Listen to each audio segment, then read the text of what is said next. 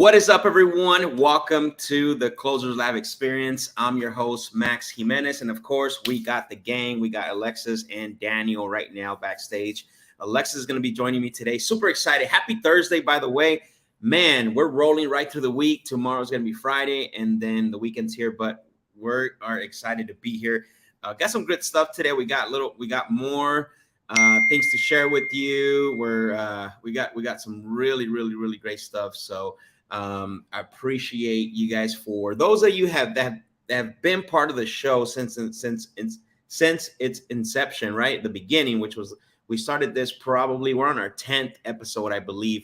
So I want to thank you guys for those of you that have been supporting the show, for those of you that have been riding along with us. But we're gonna get started here, and just like we do every single time, we're gonna start our day just talking about how we're doing. So I'm gonna bring Alexis on right now. Let's go. What's up, brother? Good morning, brother. How's it going? How we feeling? Feeling great, bro. I'm ready. You? How you been? Oh man, ready to go. Excited to be here. Just want to say hi to everyone. I see Melissa already joining in. She's always tuning in. That's what we want to see. How's it going, bro? Ready to go? I am, bro. I'm excited. Obviously, we had some, things that, again, work in progress. You know what I like? I actually, this morning, we didn't get to talk, I know, a lot backstage, but this morning I was having a conversation with a friend of mine, Thomas. And one of the things that he said, because he gave me feedback, on the show, and his people watch the show as well, too. And good morning, by the way, Melissa. Daniel, what's going on? So what he was saying is that we're showing people here, like, this is real, right? Like, this is the truth. This is real. There's no, it's not theory. It's not, hey, let's talk about the possibilities and feelings and goosebumps and rah-rah or any of that, right? It's real. It's like black and white. We're having issues. We're having trouble. We had to go through our phone numbers yesterday. Like, so that's the feedback. That's what I liked, or that's the feedback that he gave me. And I like that, right? So if he's getting that from this show, and he's an experienced investor, like he's been doing this for a while. So imagine the people like that are coming up and seeing this. Like, this is real. This is the real deal. You know what I mean? That was a good feedback for him to give me. Absolutely. No, I think there are some things that you don't gain the perspectives until you're doing it. And Right. You know what? Sometimes there's idea of people. Sometimes our brain speaks us out of doing certain things because we have done known. We're essentially allowing people to gain clarity and that perspective without having to make a capital investment, right? They're really watching this, how it really goes. They're already anticipating what it looks like to have a real strong team in order to overcome those obstacles that will come, that will be, that will appear in any industry. In any industry, in any business that you're trying to start from the get, right? So I just think in this case, allowing the people to see the whole trajectory, it's so amazing, and just the feedback that we've been getting has really allowed us to continue to push forward and say, hey, look, we're heading in the right direction as far as impact and purpose. So let's continue to, show how we could grow together as a whole, right? So I think it's beautiful what we're building here, brother. Absolutely, man. I'm extremely excited. I think that again, very positive impact, and this is gonna stay on here. One thing I was thinking about while you were talking about that is that man, and I'm back. I was thinking about when I first started, like, if there was something like this, bro, when I first found out about it, and because back like a couple years ago, right, back in 2015, YouTube wasn't.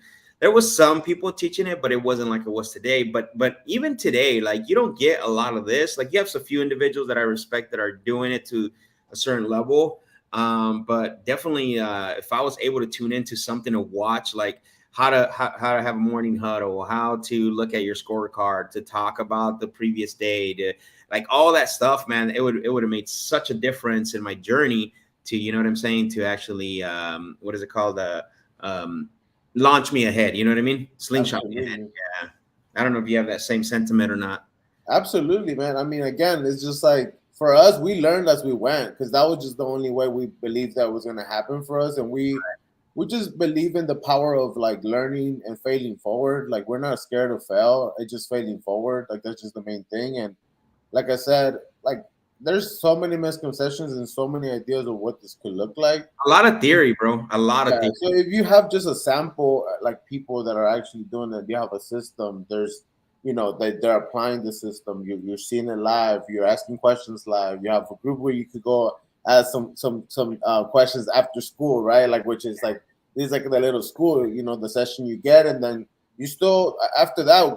I mean, the reality is we don't stop, right? I mean, they may think that we just go to sleep after this. I don't know. We went and we right away reflect, we adjust, and then we just push each other, And sometimes like conversations is like just staring, like for a new idea to come, and then we like throw it into the mix, and it's like, oh, I like this. How about this? How about that? Like it's natural, organic, and I mean that's just what it takes. Absolutely, man. It's definitely true. Like, because we have, so what people don't see, and I'm glad you brought that up because that's a good conversation. Is the people don't see is the what is it called? The we do the recon. We have the pre-show before the show, right? We usually spend about anywhere between 45 minutes to an hour, right, in the back before we start this. And then after we have the debrief session, right? We're debriefing, absolutely. And sometimes that's another 30 to 45 minutes. So that's a whole full day right there of just making sure that everything we, not only that we're going to do for the day gets executed, but everything we did was executed the way we thought it would. And if it didn't, what do we need to adjust and make the adjustments? So yeah, I'm glad you brought that up because you're right. It's not just we're on here and then, we go hang out all day afterwards. Not yet. We're there. We're going there. So Stella, how you doing? Good morning. Thank you for joining us. Sean Riley said Max is one of the best. I appreciate you, man. And shout out to these guys as well, because it takes more than one person to do what I do. I'm always running around with crazy ideas and obviously make crazy decisions. But yeah, brother, I appreciate you, Sean, for being on, and shout out to you, man. But yeah, super excited, brother. So tell us, so let's start, bro. Share with the people what a personal win and then a professional win from yesterday for you, bro. Yeah, personal win. I mean, there's this method I use. It's called the stacking method, and I mean, we're also family oriented, but we're also businessmen, and entrepreneurship is not an easy road. But for me, I like to stack. I like to stack any family time with business and business ventures. So I'm actually located right now at one of our Airbnbs. Looking at some things. So just personal win is being able to stack that, streamline my family into the operations and the family business. Really like we came from Mexico, man, and we weren't even born here. And so it's been a mission, and that's why it's like some of you may have limiting beliefs, and for us, it's just continue to crush those one day at a time, man, and just want to inspire the people and say, hey, look, no matter where you came from, no matter where you start, everybody starts at step zero, and then we keep it moving from there. So that's a personal win, man, being able to do both. And then professionally, man, again, it just goes back to what I just said. Like afterwards, really using the time wisely to say, hey, how could we have been more effective as a team? And then like make sure that we take care of that, and then give ourselves some time to also, take care of our personal matters, which is, I think, for us the most important. Our why is our families, right? And then being taken care of. So that's really my end, bro. How about you, man? No, that's a great, bro. I love that. Personally, for me, last night was a win. We find, obviously, just like you, right? We're also family men and entrepreneurship and stuff. So yesterday was really cool. We tried to at least all of us always get together and have some dinner. So last night was cool. We had the tacos, the picture I showed you. Yeah, I love it, man. No, they look yummy, bro. Yeah. So all of us as a family. So that was good. Professionally, man, amazing the relationships we're making. I mean, yesterday's call after our the meeting that we had, it's just I believe that's a professional win because it's going to take us to the next level, which we're going to showcase today. And I'm excited for that. So I count that as a professional win, man. It's always good to look at that. And it's always the little things we have to look at. Like when you're covering this or you're talking about this, for those of you that are watching and you're maybe thinking like, man, what am I going to be talking about? Start with the little small stuff, right? Like right now, I just mentioned something in my personal, right? Just having dinner last night with all of us and getting to chat. That's a personal win, right? Especially in this day and age when everything's fast. And here's the thing: most of you don't know I have older kids, like they run their own life. I have 20. I have kids that are in their 20s. Like my daughter's 21 and my son's 22. So you can only imagine like they're doing their own thing. So when you get to like sit down like that, it's always a win. It's good. So That's awesome, man. yeah, That's awesome, bro. Now yeah, I'm no, glad as the relation I want to nurture with my daughter. That's how you gotta be intentional about everything you do, and I think that you is you being intentional as a dad and as a leader, of the household, and hey, there's always time for family. We're just gonna make it right. So awesome, yeah, bro. nice man. Let me ask you, what are you looking forward to today, bro? To try out some of the new systems, bro. I mean, I'm just honestly, I'm excited. I'm nervous, and not in a bad way. Just because it's the anticipation nervousness. It's just like it's like the first day of school on certain things.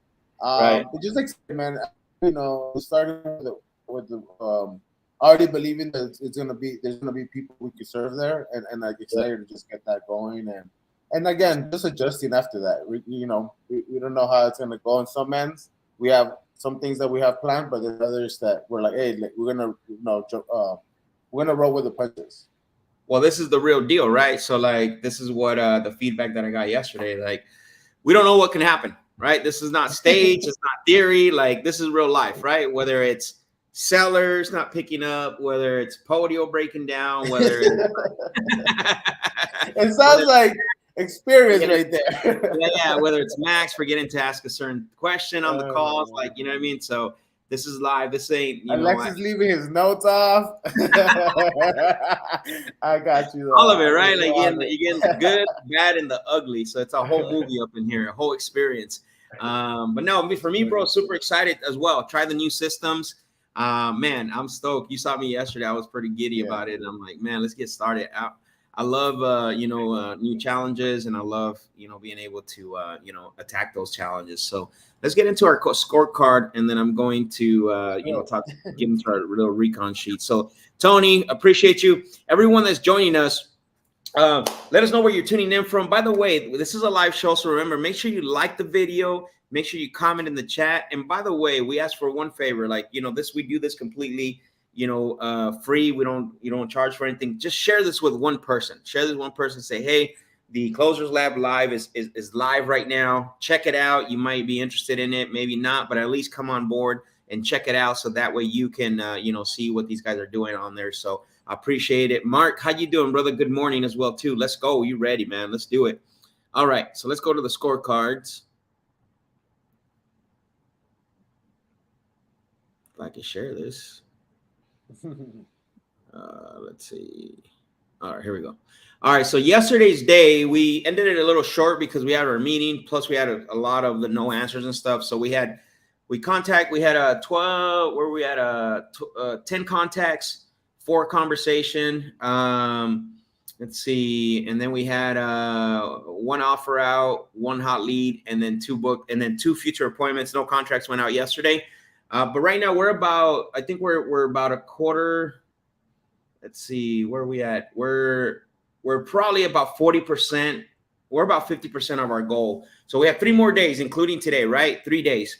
So again, measuring what we're measuring here based on what we're seeing, we're on target to hit some goals. We're a little behind on some of them, but we want to make sure that we get back on track these next 3 days. We got time still. We got time to get back on track. We got today, we have tomorrow, and we have Saturday. So that's the great thing about it, right? If you're falling behind, that means that you got to check to see where it's at. For us, I don't think it's mostly a lack of whether controlling the controllables. I think a lot of stuff where we're running into is a lot of stuff we're not able to control, but we still have to fix it, right? We still have to look at it as it's our responsibility, right? That's really the way we have to look at it. And so this is when I look at that scorecard, I don't get too concerned about it. It's like, okay, perfect. We're making progress. We're moving forward. And what's next? So Jermaine, appreciate the fire emojis. My guy, Jermaine. Tony's tuning in from North Indiana, Chicago. Let's Tony's in go. the region, what they call the region. Yeah. Sean says CG member, Holly Nance Group, Trent, New Jersey. Let's go, Sean. Jermaine in Hotlanta. Let's go. And then Will Jamar Holly. Yeah. So again, knowing that we have still a few days on the week, this is still a win for us. We're definitely going in to finish the week strong, including with the day today. So, but this is it, guys. Black and white. This is what's happening. You're seeing it in real life time. These numbers can be fudged or adjusted because you can always go back to the tape, right? Dream team, let's get it. So again, this is it. This is black and white. All right. So now I'm going to show you guys our daily scorecard, or sorry, our recon sheet. Let's see. Let's take a look here.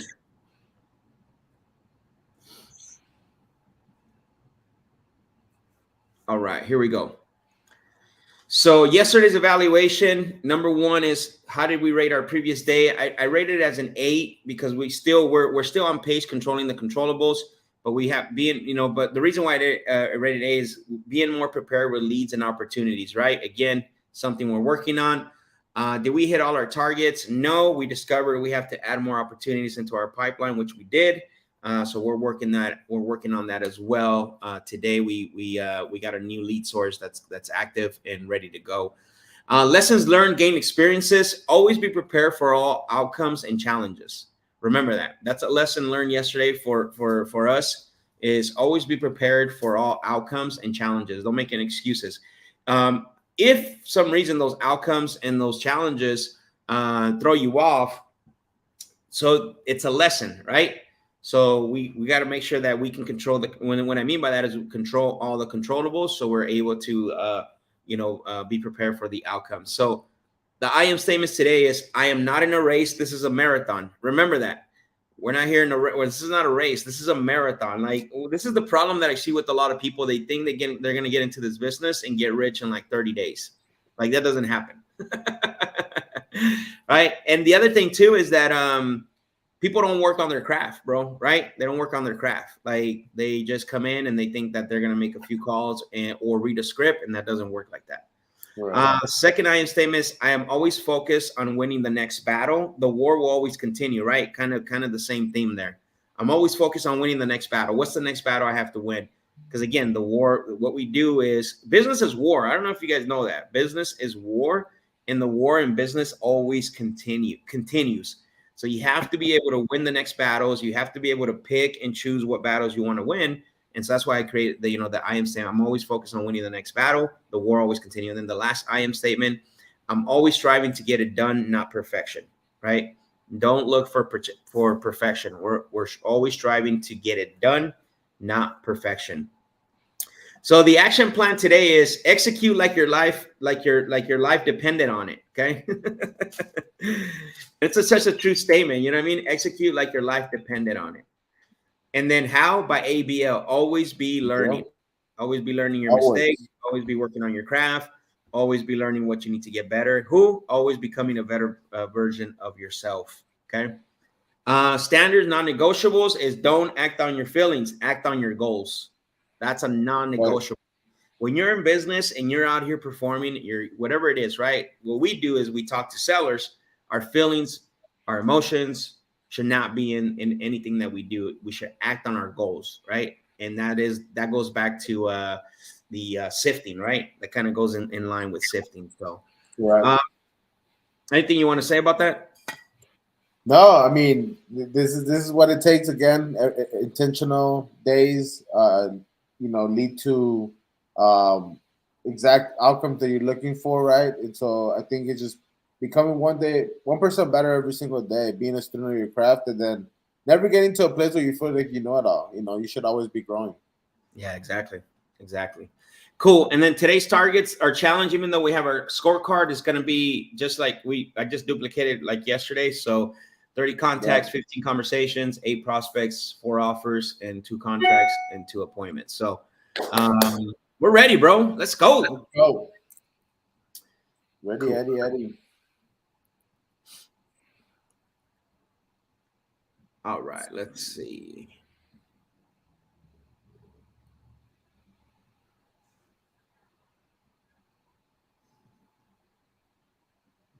So let me pull up. Sean dropped the fire emojis. Let's go. All right. Create a first. You went to new leads, right? How'd you Yeah, sort it? I'm gonna go there. Yeah, I'm gonna start there first today because I don't have anything that I.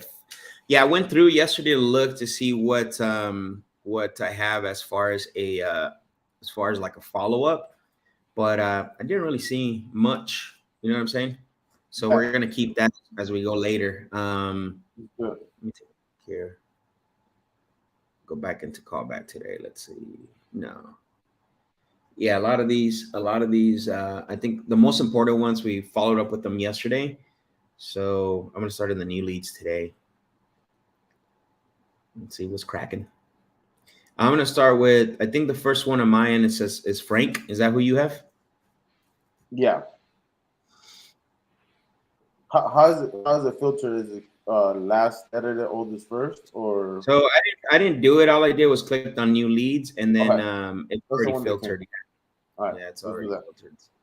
All right, cool.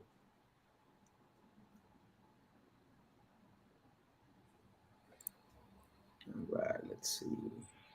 That's where the address is not showing. It's probably like a piece of land, huh? A parcel. Mm,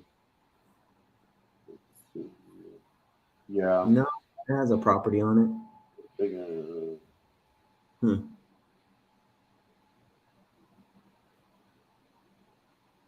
Just bought it for 100,000 in 2018. hmm.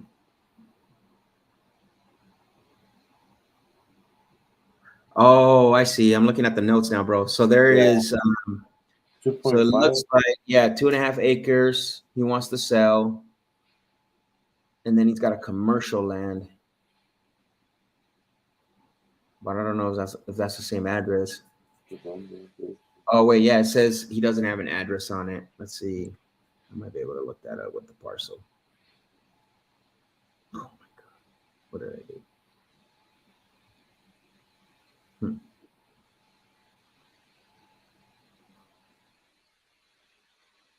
All right, let me see if I can find it with the parcel number inside Uh-huh. of MLS.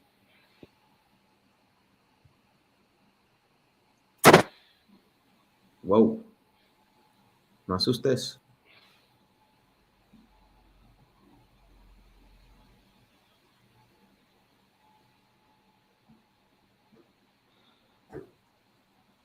Okay, I found it. Is that him though, Frank? Yeah, Frank. Yep. I found the land. Yeah. Okay. Yeah. I want to put the address in the private chat.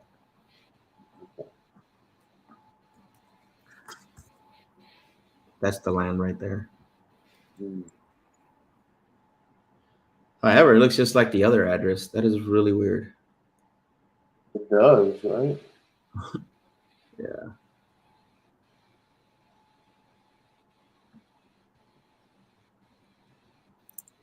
So where is the house? Oh, okay, got it.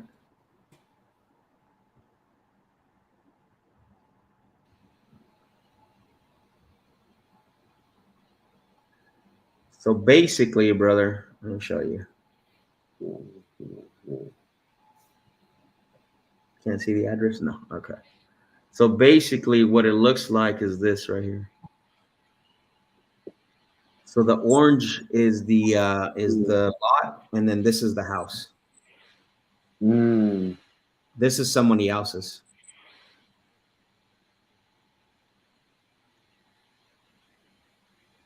So okay. So what I'm thinking is this whole thing is like one address. mm, It has a different parcel number, but it doesn't have the address. okay. Yeah. Does it show how big the house is? I'm trying to look up. Is it? Yeah, let me look real quick. So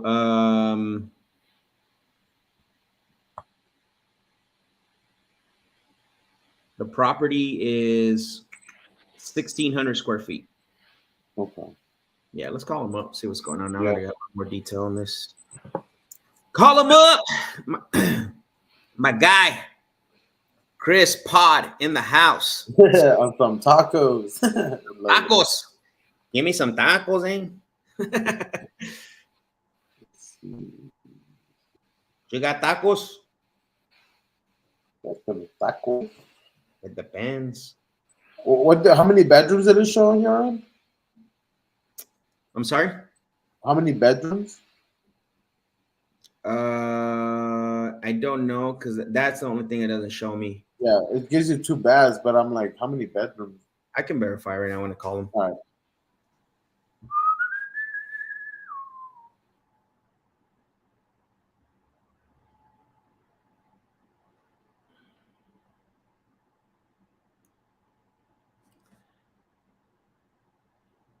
Got to get that money for them tacos.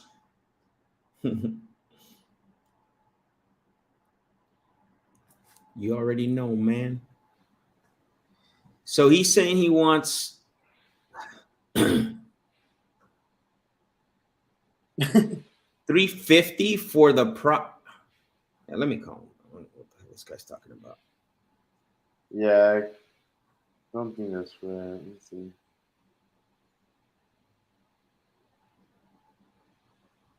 I mean, that might be right. He might just be insane.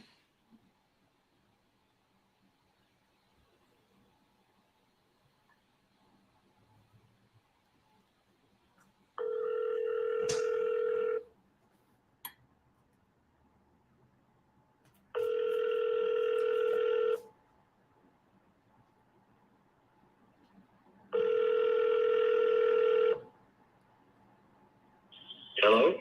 Hello, Frank. Yes. Hey, Frank, it's Max. I am calling you because you had spoken to one of my team members about your property over at South Line Drive. Yes. Okay, perfect. Yeah, they sent me the file over and I had some notes saying that you're considering selling that property. Yeah, just the fair land, not the buildings. Just the what? I'm sorry? The fair land. I have vacant lots. Oh, okay. Got it. Got it. Yeah. And that's why I was calling too, because I was trying to see what we, try to put an offer together on this, but I wanted to get some clarity on some of the notes. Sure. And Absolutely. I appreciate that. Thank you. So the one you're just selling the lots because not the one that has the property on it, correct? You were selling the property, not the ones with the buildings, correct? Okay, got it. Let me take a look here, because it's the way it's laid out. It's really strange. Like they both have the same address, but one's a parcel. The parcel number is the only thing that separates them from what I'm seeing. That's correct.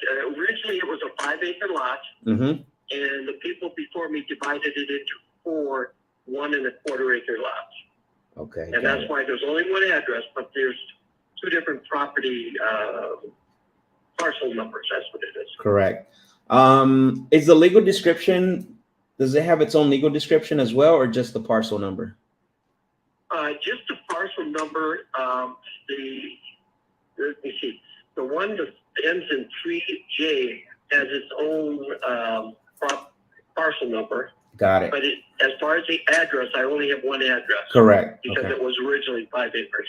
Now the other one that is just to the south of my house is completely surveyed. It just all I really have to do is go down to the county and get it broken into 2.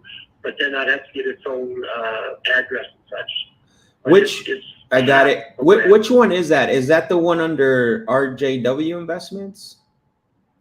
No, we actually the land is all under the name Arizona Family Trust. Okay, I do see that. Those properties. I can give you the parcel numbers, and you can just simply try to find it that way. Yeah, go ahead and That helps.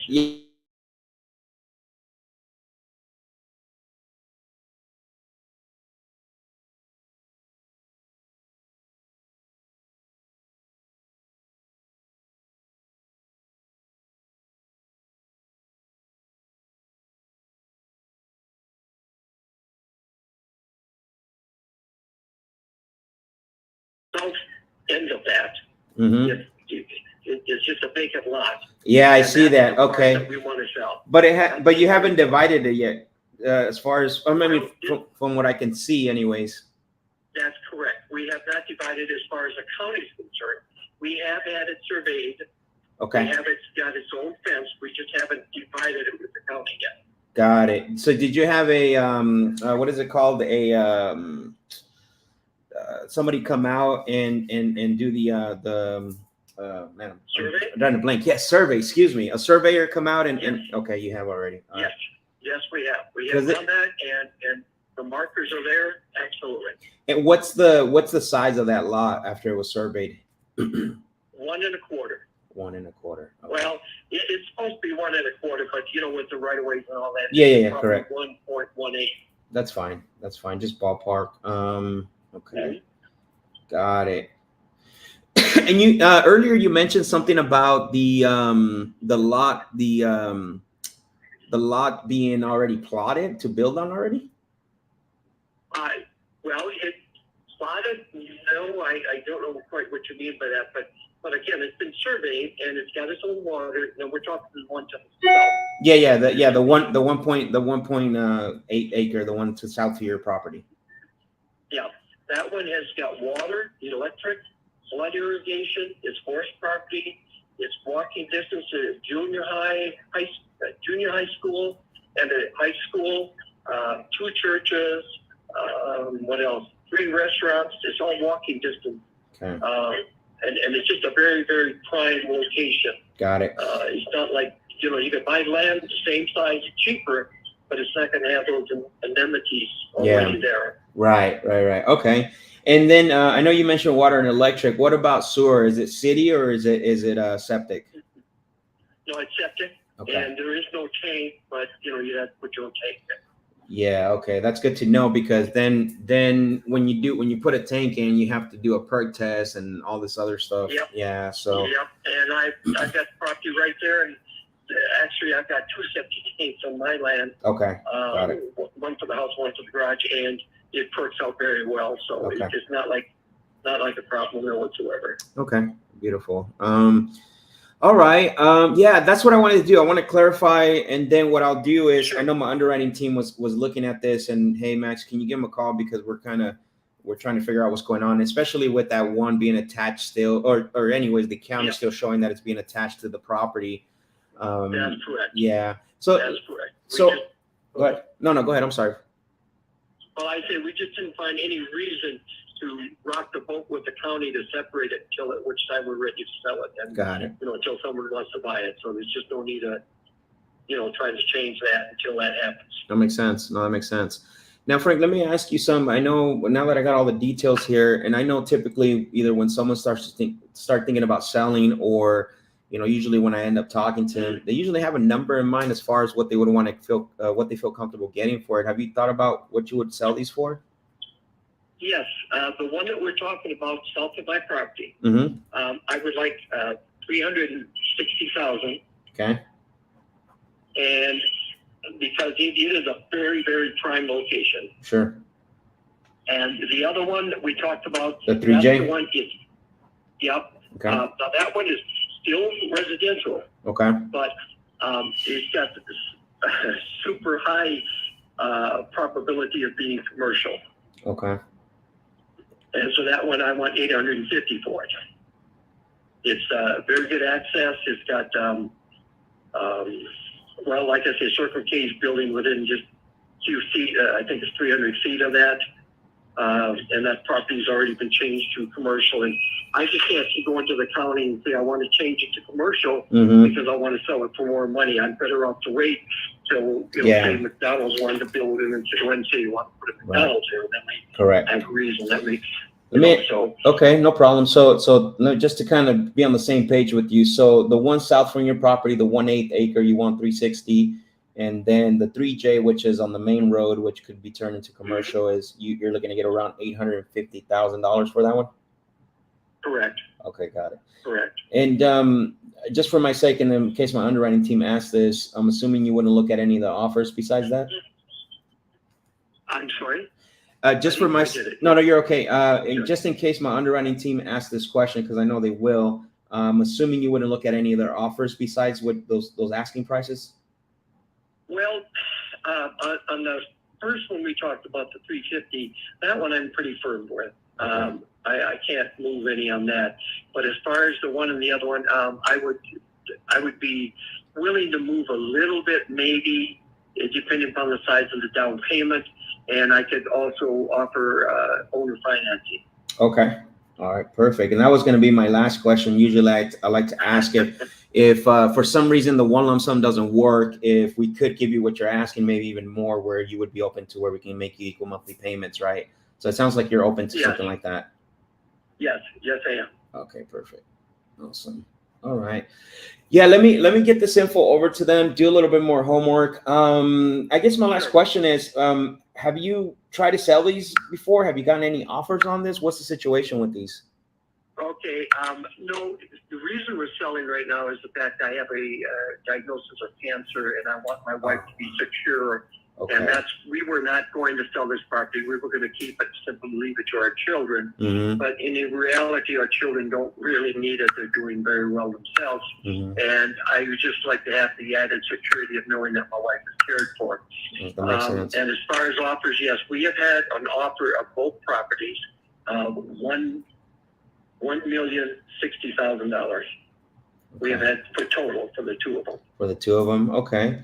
And you didn't like that offer? Was that too low for you? Yeah, well, yeah, that was too low, and he wasn't putting enough money down to start with. You know, I mean, if they would put maybe a little more money down, and I would have felt more secure with it, you know, with my financing. But no, that makes sense.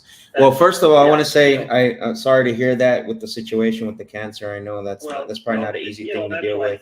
Yeah, I appreciate that. Thank you very much. But that's life. I'm ready. God's ready. I'm ready. Yeah. So. Yeah. That's it. I mean, you positive. That's a positive attitude, right? I'm a faith guy as well, so I get where you're coming from on that aspect of it. And and what you're doing here is a good thing, right? It's something we all want to strive for. Make sure that our loved ones are always left with, and they don't have to worry about everything. So. I'm actually in remission right now, so I'm okay right now. Oh, nice. That's great. That's a blessing then. That's great. That's great to hear. So that's good. God is good. Let me ask you just about this offer, the $1,060,000. Sounds like the amount wasn't the problem. It was more the down payment. What were you hoping to get as far as the down payment if something, an offer similar to that comes in? Well, I first off, the way I looked at it was because of the 360. I think he was giving me 360 on that property, but he was only giving me 700 on the other. Correct. I do believe that if you look at that and the amount of property that's in Arizona, in Queen Creek, that it's just it's going to be up over $1 million if I left it to my children. Mm-hmm. I think, so I don't know. I just don't think his offer was quite high enough. And again, like I said, the down payment, he didn't have quite enough money down. Yeah. It's where I felt secure with that offer. He was an investor, and I understand, and that's perfectly fine. If you're going to buy it and immediately build on it, or if you're going to buy it and sit on it and make money down the road, it is what it is, and, of course. And I'm okay with that. Of course, but just so I can go back to my underwriting team. I mean, 10%, 20%, 30%. So that way we understand. And it isn't, maybe these don't have to be exact, but just a ballpark number percentage of where you would say, okay, this would get the conversation going to initiate, some type of negotiations. Well, on that size of a whole program, like I say, there's no room on the 360. So, I'd have to get, say $400,000. This is my thinking. Sure. $400,000 down, and I'll finance the rest. I'd have no problem with that. Okay. But because that shows me that the person is an investor or a builder or whatever that means business. And if you just want to put $50,000 down on that's just not going to work. Got it. Yeah. So, no, that makes sense. I get it. And that, I appreciate the transparency. This is the type of conversation I like having with sellers. And this should be easy. It shouldn't be hard. And I can always take this info back. And if it's a no, it's a no. Because at the end of the day, we don't buy every property from everyone we talk to, right? So this is why I'd like to have this conversation. Yep. There is one last thing, and this, I promise, will be the last thing. Sometimes in the past where we had like these type of scenarios where either the one lump sum doesn't work, or the down payment's too large, where there is a piece of land that has potential, we've partnered up with sellers where where they would be the provider, the source, or even the funder in this case of the property, and then get to build on it, get to do certain things. But obviously, you would be we strategically do a partnership. I don't know if you would even consider something like that, and then sell that piece. Well, again, if it would be for the cancer that I've got, I would say yes, but because of what's going on, I just don't think that's something that it's very. Both of them are very prime locations. Sure. And like I said, just to build a house on that one property south of my house, and then be able to have your children walk to school, junior high and high school, that is extremely valuable. Plus, then we have walking distance to 2 churches and 3 restaurants. I mean, it's just a very prime location. Easy access to the freeways and just airport. We have an airport that's I think 3.5 miles away. Yeah. And, what is it? It's right there in Chandler. Yes. In Queen Creek. Oh, Queen Creek. I was confused. Yeah, I was thinking the other one that's in Chandler. Yeah, Mesa Gateway, and they're building like mad as far as building that. Yeah. The whole area is just booming, and if not for my diagnosis, I wouldn't be selling. No, that makes sense. No, totally appreciate that. And I'm assuming you want to sell both of these as a bundle. You wouldn't look at an offer on one or the other. Of course, one or the other or both. It doesn't really matter. Got it. Yeah. Okay.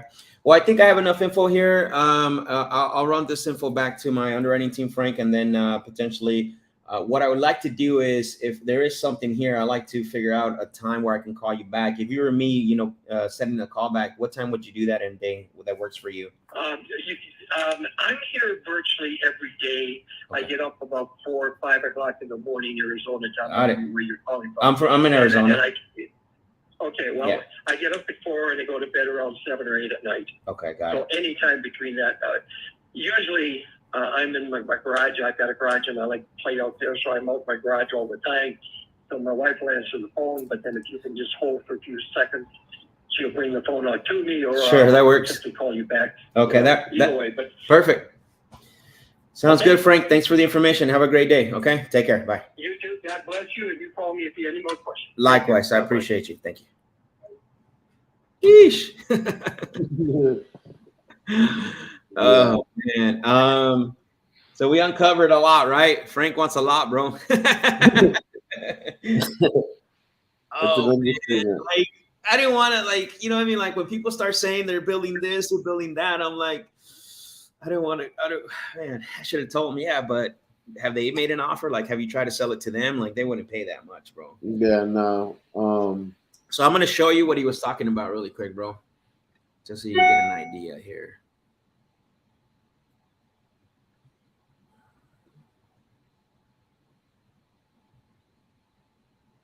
Okay. So this parcel right here, see how there's lines right here divided? See how this is the one that he wants to sell for 360. Okay. Mm-hmm. And then this is the one he wants to sell for 800. Yeah, the commercial in his head, right? Okay. Yeah, that one. Yeah. So again, his 860 price is based on futures, right? Like, yeah. I mean, I like to take a look at this one just because, you know what I'm saying? You have this new build, that sold for 720, but again, I don't think at 360. I would have to look to see what's going on. You know what I'm saying? As far as like builds in the area, if it makes sense, based on what he wants. Because a lot of times, like, if you have $1 million builds in that area, sometimes it makes sense. The only thing you would have to find out. So here's one right here, a 2002 build, just sold for $835,000.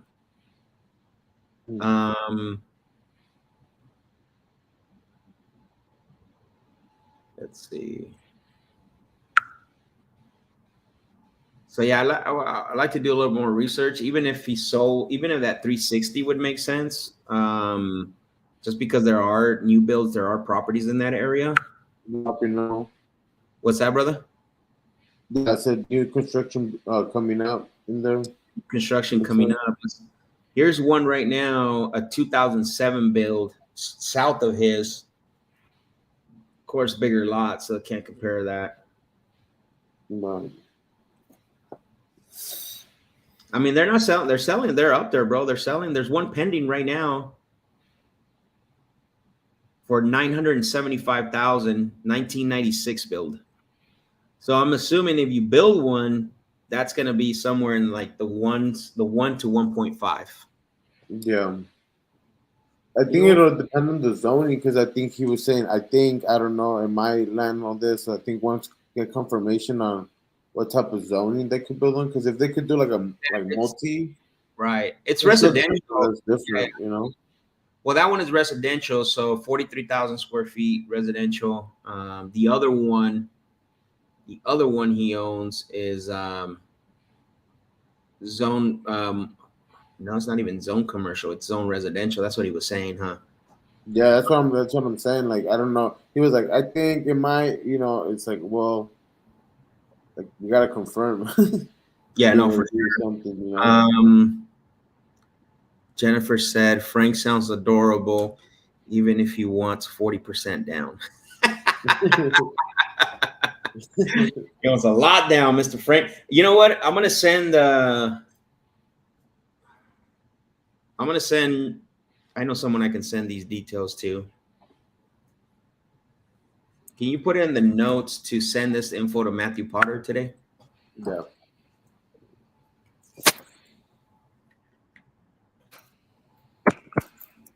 Because even if the 361, I think the 850 is overpriced, but yeah.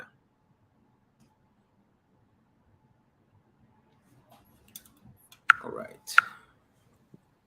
Okay. I'm just gonna put in a call back today so we can follow up. So, Okay. all right.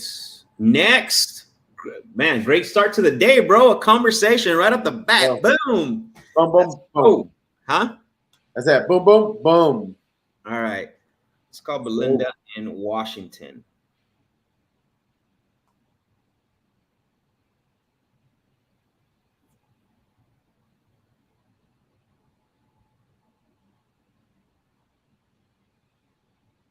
Oh, hey, by the way, guys, was it the second? Was it the primary or the second number? Huh? the with the last one, Yeah, the first. primary. Okay, it was the primary. Yeah, I already added that.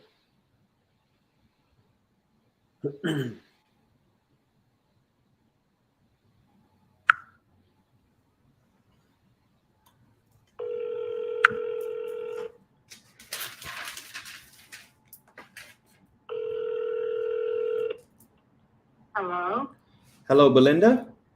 Yes. Oh, hey, Belinda, it's Max. I am calling because you had spoken to one of my team members about your property over on South K Street. Yeah, Yeah, I had up my notes here said that you're considering selling that property. maybe. Maybe. Well, it depends on the price. That makes sense. That makes sense. That's fair enough. Okay. Well, that's why I was calling. I want to see, if I can put an offer together for you. One of the things though is the notes are a little bit vague. Is it okay if I confirm a few things, ask you a few questions about the Sure. property? Okay. I Sure. appreciate that. What is the bed and bath count just to make sure I have the correct on file? Okay, which property are you talking about? I own 4 or 5. You own 4 or 5. Let me see. It's the one on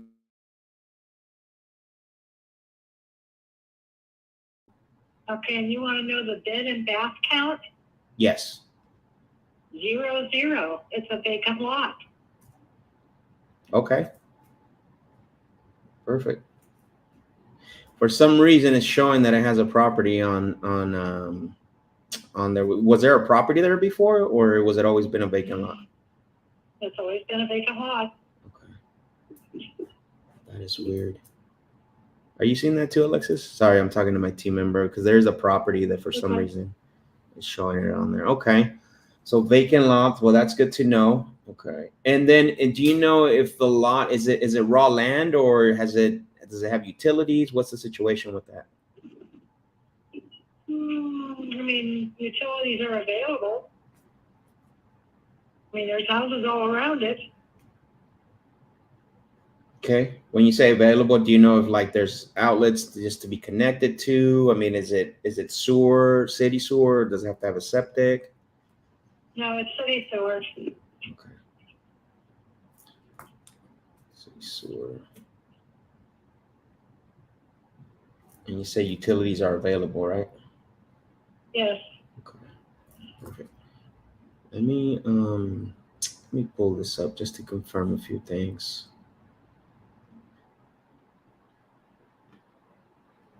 Yeah, and I apologize. For some reason, it was showing like it's a like there was a bill in there. I think what it's doing, it's grabbing the one across the street on my system.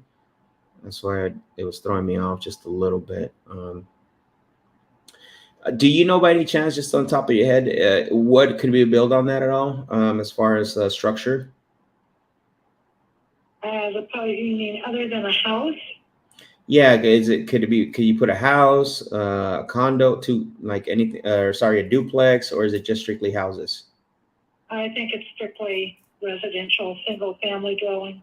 Okay, and I can always confirm. I just was asking to see if you knew the top of your head here. Okay. And then when you go to sell this, not necessarily to me, but when you do decide to sell this, is there anyone else that's going to have an input that we might have to communicate with as well? No. Okay. Just yourself?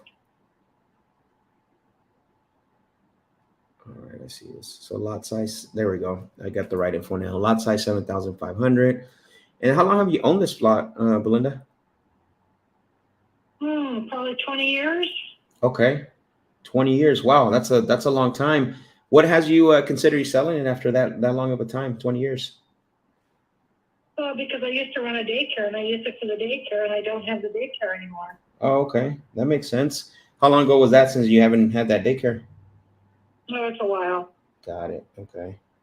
And then have you tried to do anything about selling it, like listing it on the market, getting offers from other investors at all? Nope. Okay. Let's see. Okay, so not a lot to real simple stuff. I am what I'll do is I need to figure out exactly what the size of structure and everything on here, what we can do on it as well. I know with lots it gets a little tricky based on the zoning and all that. I know we can do the single family residential. Let me ask you this. Have you thought about potentially just ballpark what you would consider getting for it if you got a good offer that you can depend on? I would say between 80 and 90,000. Okay.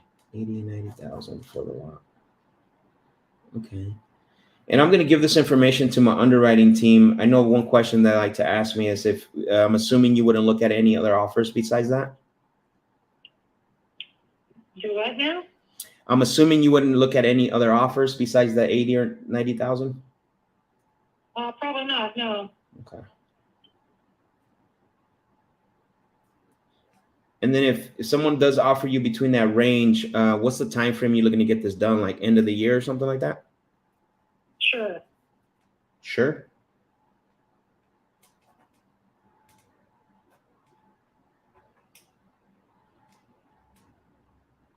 So it don't sound like you would, even if someone offer you the 80,000, it doesn't matter when you sell. No. Okay.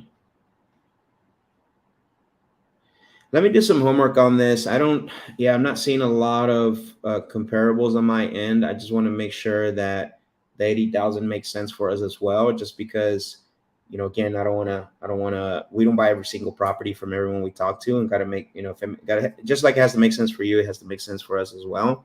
But if I do find out that it does make sense, what I want to do is call you back. What time would you do that if, what time would you set that up if I gave you a call back where you'd be available? Well, anytime you call, I will probably answer. If not, call again. Well, that's why I want to make sure that when I call, you're available. With the same time tomorrow at work? Sure. Yes. Okay. And then last question for me, and I promise this will be the last question. Are you considering selling any of the other properties that you have at all? No. Not for a price you'd be willing to pay. Let's put it that way. Which means? Which means if you want to give me $1 million for them, they're yours. How many properties are there? I have 4. 4? And you want $1 million for all four? No, each. So I said, if you're willing to pay, I'm willing to sell. And how'd you come up with that evaluation? I'm sorry. Off the top of my head, that's what it's worth to me. Makes sense. Makes sense. Makes sense. Well, sounds good. Let me work with this lot, and then I get back to you on the other ones. But this is where we can start. And if it doesn't make sense, then you won't be hearing from me. Okay. Sounds like a plan. Take care. Bye. Bye. Next shift. Yeah, no, sorry, going the wrong lane. Come on. I know, bro. There's no No. motivation. I could tell already from the beginning of the call, but we got a lot of info right here, right? Yeah, no, those are good notes. I added all those, so we're Bro, she's like not giving anything, no. which means Yeah, she's well, that's the number I came up with in my head. Makes sense. makes sense. It makes sense. I kind of figured that's what it was. Oh my god. Oh man, dude, let's go. That was an S personality, bro. Yeah. To the T. You know what I'm saying? Like doesn't like change. Very like mundane. Like That was a perfect example. Like we should, you know what we should do? We should break down all those things from different videos from all these if we identify them and like break them apart. Because I think that's a good example, man. You know, because dude, I mean, I'll be honest too. We went to the intensive. That was one of the things too. That I was like, everybody talks, oh, it's psychology, it's psychology, it's all psychology. It's like, okay, well, what does that even mean? Like in the grand scope, like specifics, right? Like not the theoretical. So that book, if we could break down the four characteristics and kind of have a video for each for people to identify, then you know it's like, oh, I kind of see it now. Exactly. So yeah, it's so now you're seeing it, right? Like this was a straight up S personality.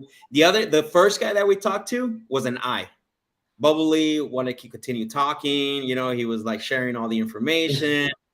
This is what's going to happen. You know, hey, I like working in my garage. Like that was a total I personality, which this was the total opposite, which was an S. Yeah, you went from one spectrum to the other in Exactly. 2 calls. Yeah. Oh yeah. Let me see. But going back to the deal, bro, ain't no deal. I mean, unless you're seeing something different than I am.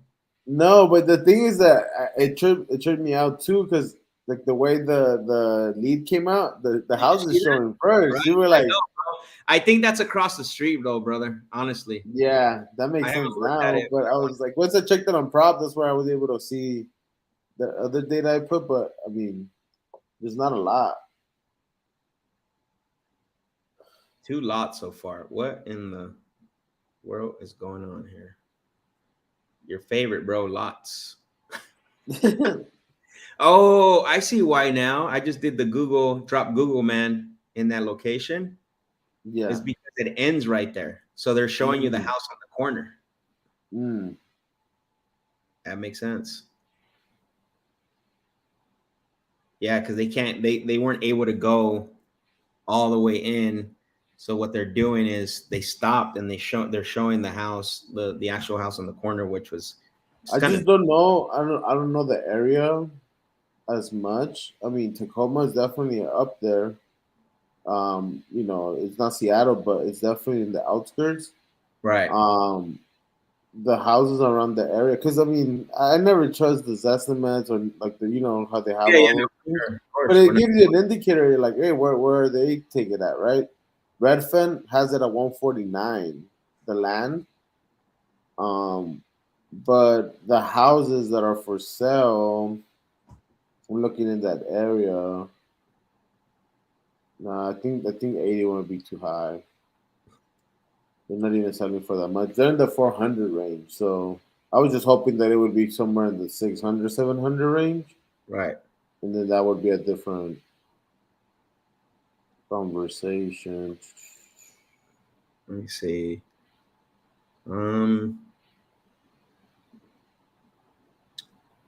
She said, "I want $1 million for all four." Yeah, I know. You were like, okay, 250. Okay, let's see. Well, yeah, because see, Washington, bro, Yeah, properties. exactly. That's what she was like. No, each. I was like, oh, sorry. You come up with that. She said, "You ain't gonna pay what I want," which means, um, there's a couple for sale, Yeah. but yeah, no, bro. There's one right here for 60,000. You see that one?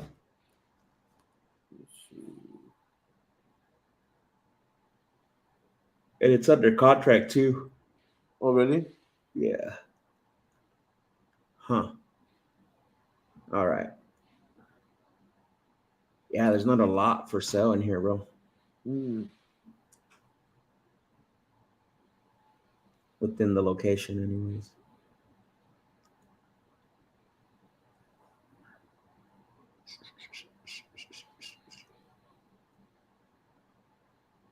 What size is her lot? Do you know?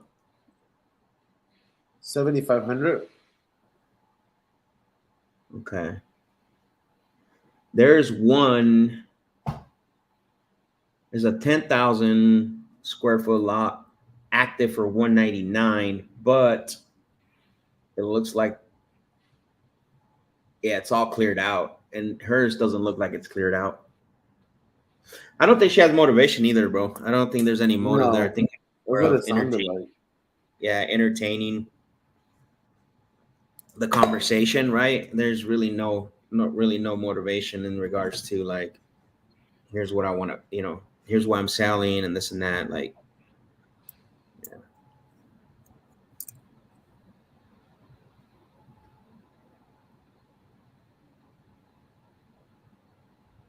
More effective as a team. All right, let's go to the next one. Melissa, each. She said each. Melissa said too crabby to work with. Is that spot on too? Way too crabby. You have to almost like you almost have to talk to her like a robot. That's kind of what the mode I went into, bro. You know he did. Which means how much? That makes sense. Let me see. Oh man. Very robotic. Okay. Is this what league is this? Okay, this is from the Cold Callers too. Raleigh.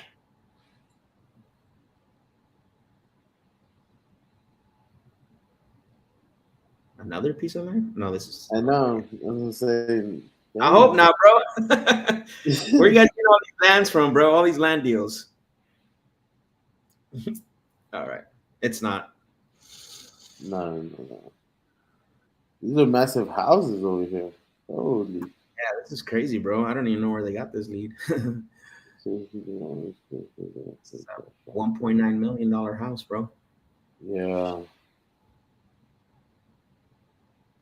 5, 6. I think it's gonna have to be way lower than that, though. They're sitting around. He said, I'm looking at the notes. He said he didn't list it for sale, but he's open for a cash offer. I don't know, it was wild.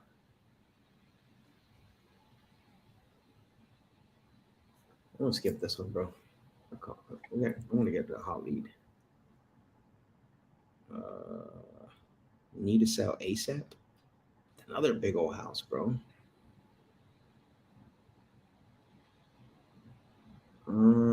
Where does a new lease start at, bro? The ones we uploaded. Okay, here we go. With I think it's Sarah S. Yep. Yeah. All right, cool. Let's talk.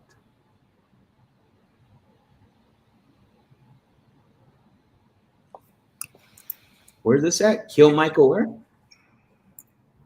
What city is that? Kill Michael. BB King Drive. BB King Drive.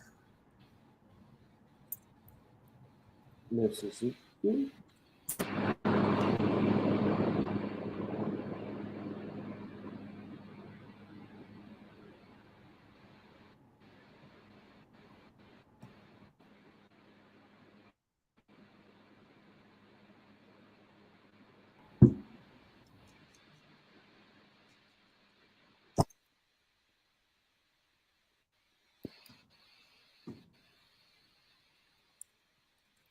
Mississippi. Mississippi. All right, let's call this You see lead. what I was saying though? That only the city was showing up. Yeah, That's I how see that. we're going back. Yeah, I see that.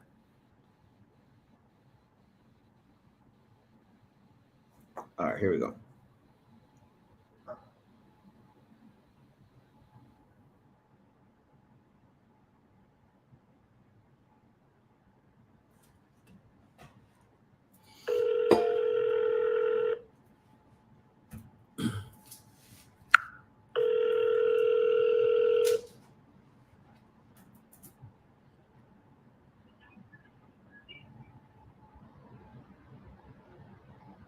Hello? Hello. Hello, Sarah? Hello. Sarah? Who's calling? Hello, Sarah. My name is Max. I am calling you because you had filled out some information about selling your property over at BB King Drive on our website. Uh-huh.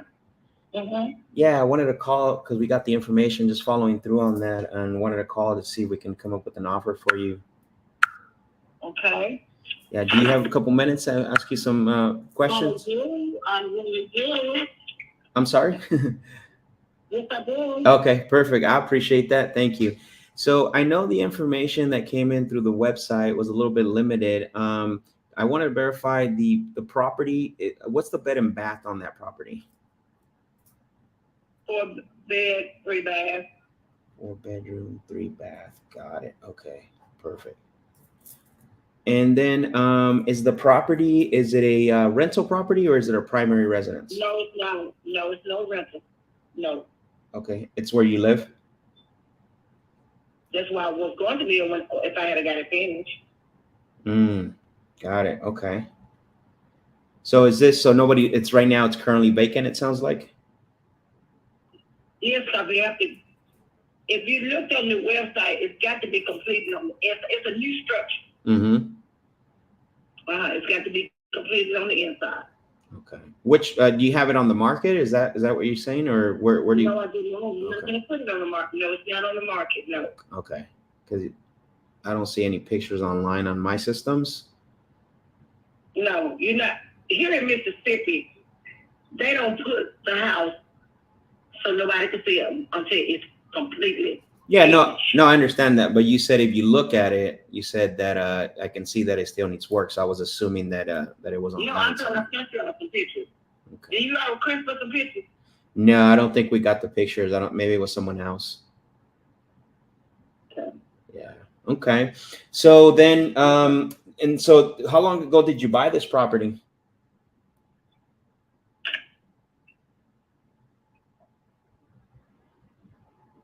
I built the house from the ground up out of my pocket. Wow. Okay. In 2019. Wow, that's amazing. Okay. And you basically did a lot of the work yourself, or all of the work yourself? Yeah. Okay. Got it.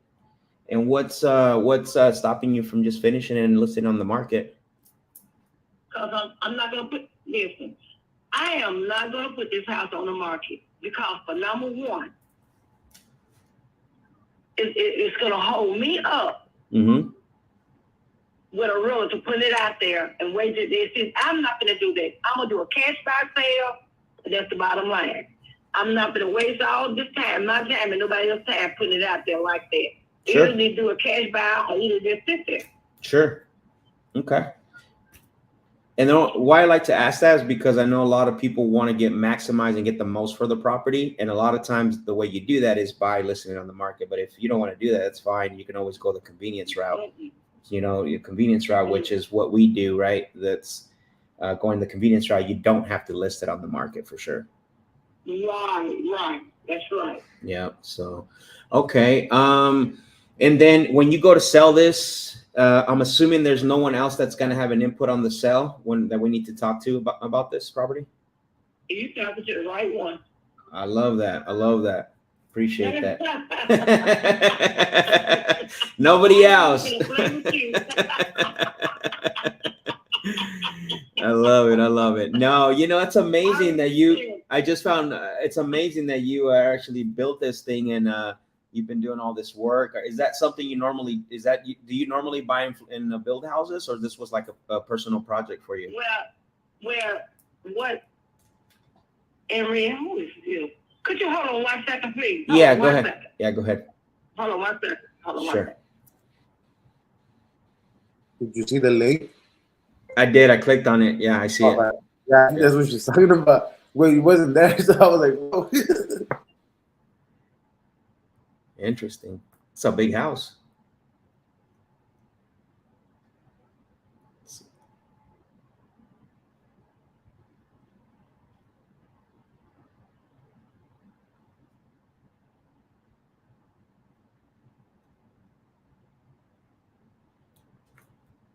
She said, "You're talking to the right one, boy."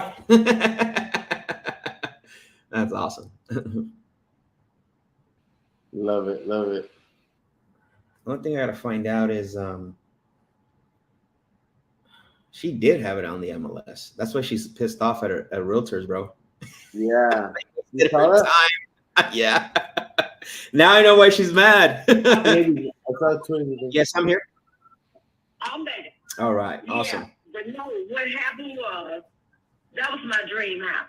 Okay. Mm-hmm. And I always said I wanted a 4-bedroom, 3-bathroom, theater room, right?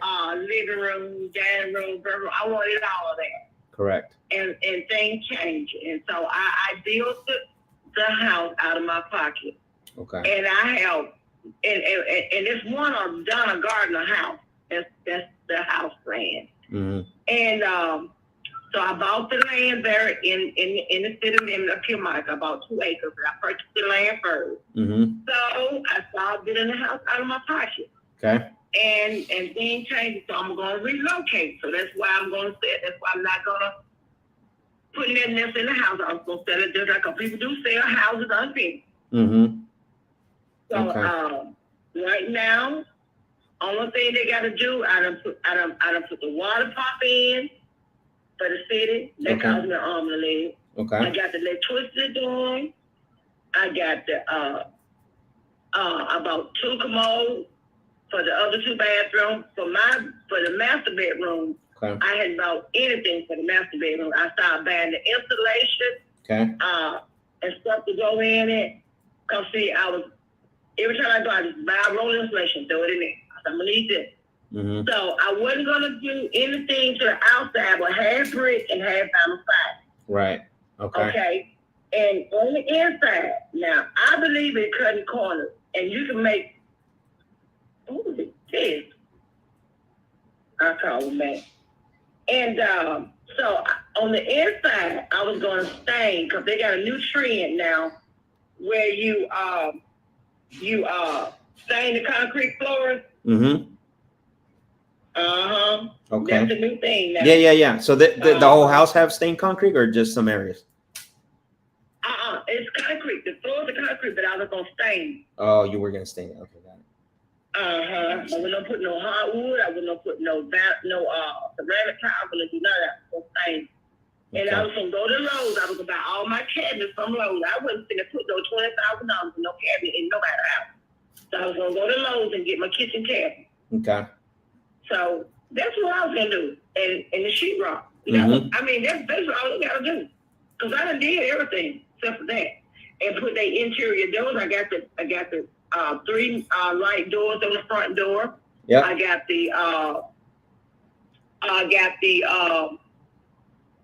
double doors where you go out to the grill porch. Okay. I got the door to the bedroom. So all they gotta do is put their interior doors to the bathroom and stuff like that. That's it. Okay, got it. All right. Sounds like you've done sounds like you're either past the halfway point to the finish line, But yeah, and from everything you just told me right now, I mean, that's a shame that you weren't able to finish it, and now you have to sell it as is, as it stands.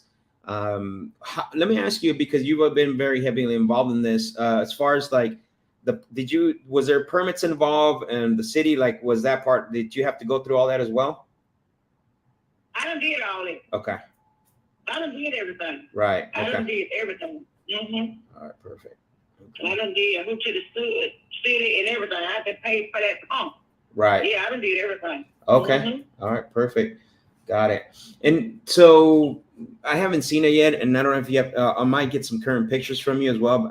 As soon as we finish this call, if you have them, if you would just send them to me, that would be very awesome. What do you think as far as? I just sent to this number here. Yeah, the one I just called you on. Let me ask you some. If you got a Lowe's card, Home Depot card, and you needed to put to finish the rest of the house, how much money you think you would have to put in that to buy all the materials to finish it up? Well, what I was going to do, the guy that was going to do it for me, Mm-hmm. the guy that was going to do it for me, I could have easily got it all done for like 45, 50,000. Okay. Not over that. Right. That For- was my own part. For what's Now, left, if anybody else preference, they want to go put 100-some more thousand in there, that's their preference. But of not course. I.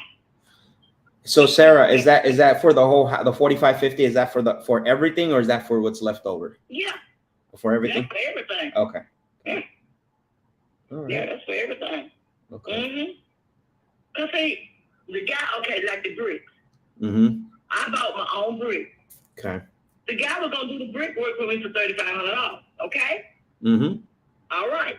Now, this thing, the floor, was what I'm gonna basically clean the floor for the stain on. Mm-hmm. Okay. And I was doing an inspection. What are you guys seeing as So comps it's for the a cabinet. property I'm like gonna this? go to Lowe's to get the cabinet. So hey, Finish. everybody look at the house like, oh, it's gonna take $100,000. No, it's not. No. Yeah, it's gonna take $100,000. You go there and pay $30,000 for some cabinets. I'm not gonna do that. Yeah, no, that makes sense. Lowe's That makes had a sense. beautiful cabinet. Yeah. Lowe's had a beautiful cabinet. Okay. No, that's fair. I mean, I got a lot of information on here. The one thing I don't have is, obviously knowing that there's still some work to be done. Obviously, you've done quite a bit of it, which is amazing, by the way. That you've done so much work. But now, as far as trying to sell it in the current state that it is and to finish it, what have you thought about what you would consider getting for this, as far as selling it as is, and you didn't have to pay anything out of pocket? You just walked away with an offer you can depend on? Well, okay, I'm gonna tell you what I got tired of you. I have 275 in. You have I have 275,000. 275,000. Okay. If I can walk away between 185,000 to 200, I'd be good. Okay. I'd be good. 185,000. I know I'm a little some, but that's okay. I got it. So let's say, because I know that's a good range there. If I was to come back and say, here's an offer that my underwriting team made, what would be the number between the 185 and the 200 that you would say, you know what, Max, let's put everything in writing? Yeah, between the 185 and 200,000. Mm-hmm. I can see you all saying 190,000. I can see you saying that. Okay. And so the 190, where you would be like, hey, all right, let's put everything in writing, that would feel comfortable selling it then? Okay. Yeah. Got it. And I like to ask that because I want to see where you're at, and that way when they look at this, obviously, whether it makes. And they might come back and say, well, let's do 185. Okay, let's do it. Okay. And that's what's going to be my next question is, would you be open to looking at any other offers besides the 190? And it sounds like you are. Right. Okay. I will be. Okay, perfect. All right. And then too, give me your name again. My name is Max. I'm sorry for not clarifying that. Yeah. That's okay. And then too, when about a couple of weeks ago, maybe about 3 weeks ago. Mm-hmm. And I was so disappointed. I was so disappointed. And I have an attorney here. I have an agent that, do the title search, because I know you didn't do a title search. Correct. And we can, now here in Mississippi, you can do a warranty deed within 7 days. Mm-hmm. Especially if the title is clear. Yeah. Especially, well, that's the key, right? The title has to be clear. Yeah. To be clear, that's right. And so we were dealing with the guy, and he made me a good offer. He offered me $195,000. Okay. Mm-hmm. And I said, okay. So we did the deal on that Wednesday. Okay. That following Friday, the next Thursday, which is that 7 days. Okay. Mm-hmm. Right. The attorney getting ready to transfer everything over, and guess what happened? He didn't show up. Then He what? couldn't come over. He couldn't come over with the rest of his money. Interesting. So that fell through. Got it. And then have you gotten any other offers after that? After that initial offer of 190? No, I pulled what I did. I'm gonna tell you what I did. I just pulled back. I'm tired. Yeah. I pulled back. I didn't contact nobody else no more. Yeah. So I made my mind up yesterday. I said, well, let me get back online and see about the cash sale by Hamilton. Yeah. So I got back on it yesterday. Okay. So I had got burned out. I got tired of going back and forth, and nobody could come up with the money. Then, well, I changed my mind. That's way maybe a little too far out for me. Mm-hmm. But Okay. Yeah, I mean, and that's what I don't want to do, right? This is why I want to do a little bit of homework, because at the end of the day, the highest, this is what I always tell sellers, is looking for the highest number is not the one that's necessarily going to show up at closing or on your bank account, right? And so, right. I'm glad that you're thinking about that. And you're already and conscious of that, because maybe the lender couldn't qualify the 190. Who knows? I don't know, right? Whatever happened, but. So that's why I'm trying to figure out where I can be at. And I'm glad that, I asked that question about if you look at any of the offers. So what I want to do is I want to take. Yeah, I would. Okay. I want to take some, give me some time to look this over with my underwriting team and see where we're at, because there's a lot here to cover in regards to everything you've done, everything that the property needs, and then obviously where you want to be at. So that way, when I come back and call you and say, hey, you know what? Sarah, we're going to be too far apart. Here would be a next step, right? Or whatever the case may be. Okay. Okay. So if you're me setting up a call back, what time would that work for you and Dave, where you would be available? Am I today? Yeah, anytime today or tomorrow. You can call me back anytime today. Okay. And then my underwriting team's already looking at this. Let me ask you a question. What the property, is it titled under somebody different or anything like that, or is it your name? My name, man. Why would I title it under something different? I don't know. I'm just asking. That's what the question that my underwriting team asked me. No, it's under Sarah Smith. Okay. Got it. All right, perfect. Yeah, they're probably looking at their own property, but okay. And then just to verify the full address here.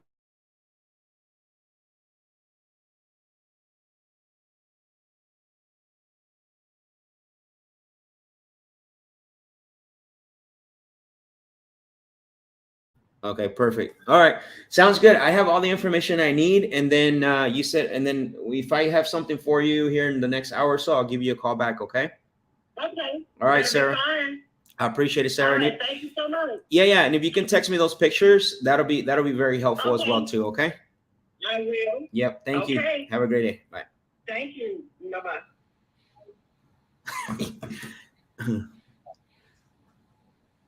She's funny. She's good. She just wants to tell you everything.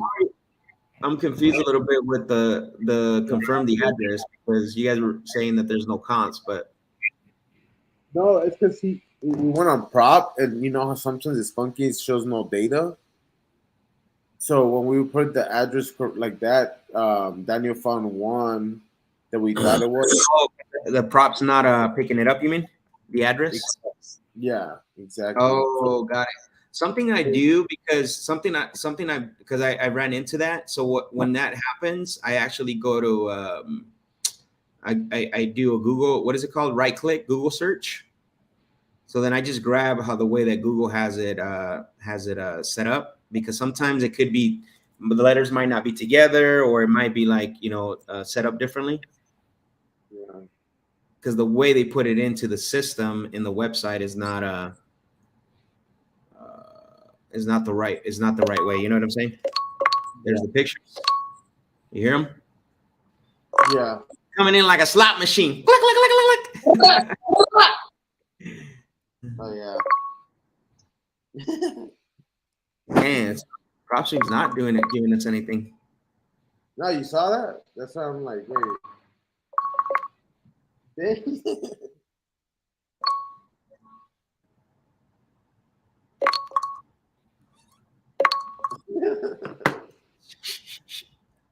Ching, ching, ching.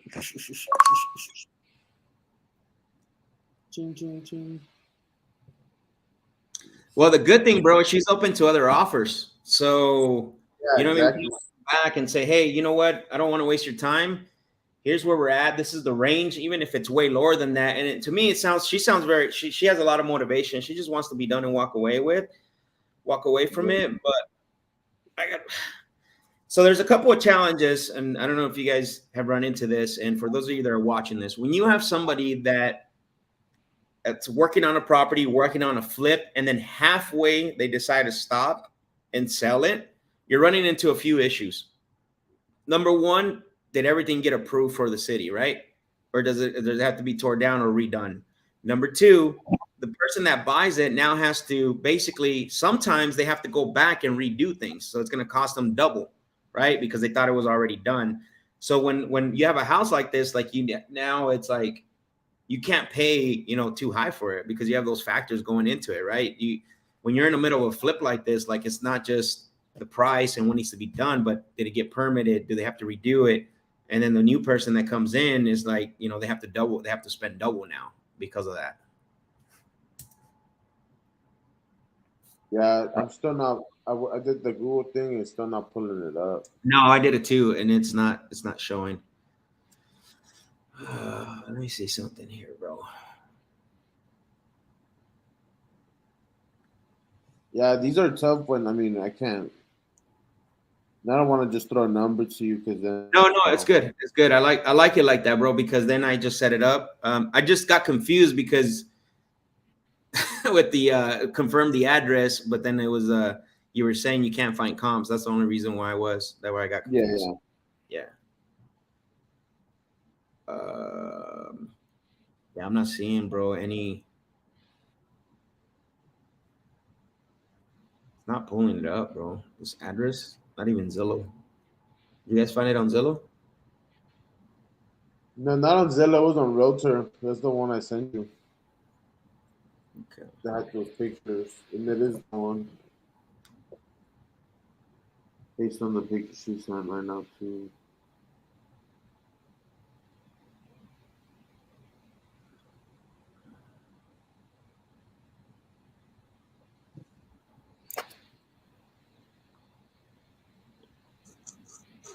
No hay nada, güey.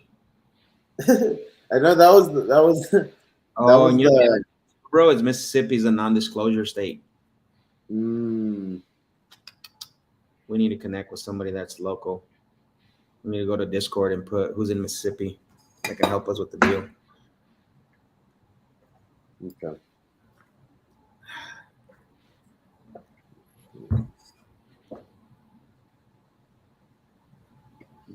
Melissa said Lowe's card.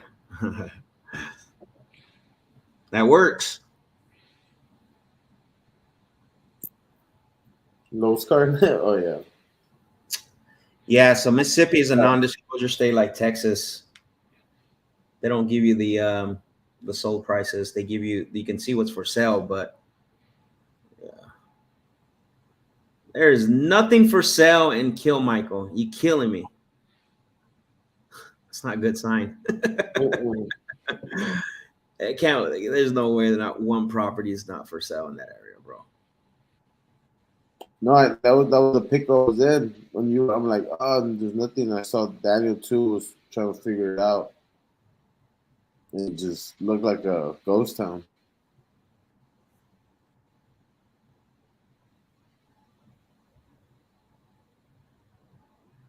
I mean, it's a big house for sure, but the Mississippi is still quite a bit.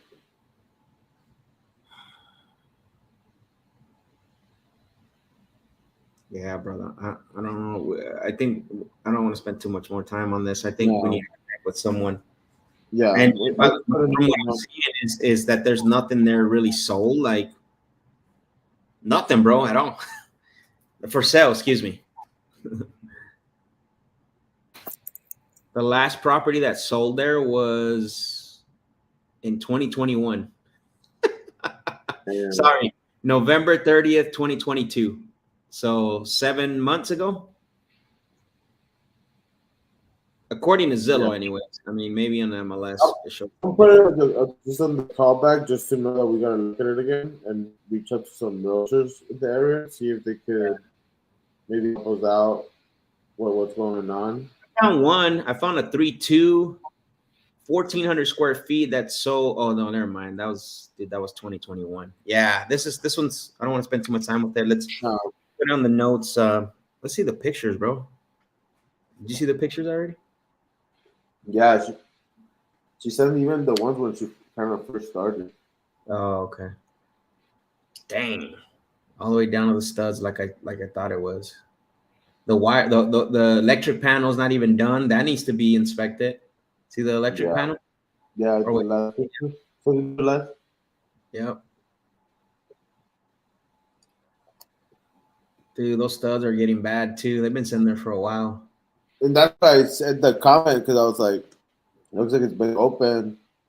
Ask her about like any house damage, any mold damage. It looks open. Just because it's also very like humid over there. Yeah.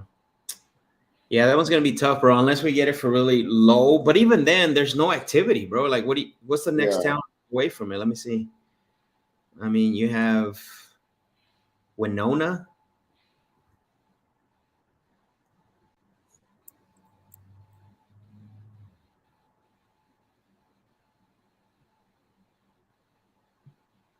Huh. Interesting.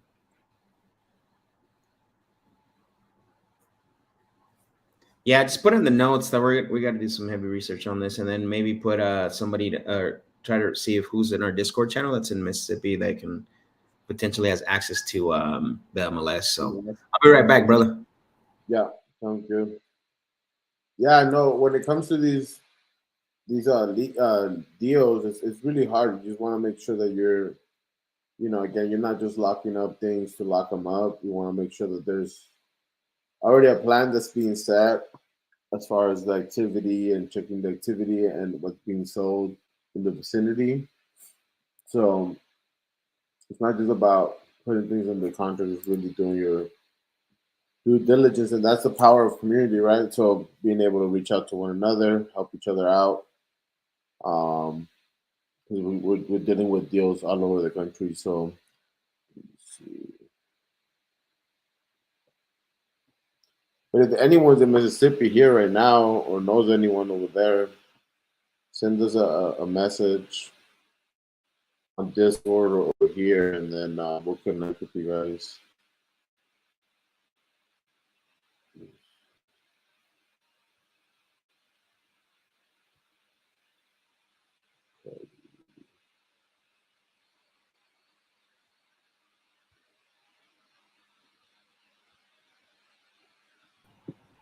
We started with All some right. land deals, and then now a new build. So we're getting closer So to a full house, Max.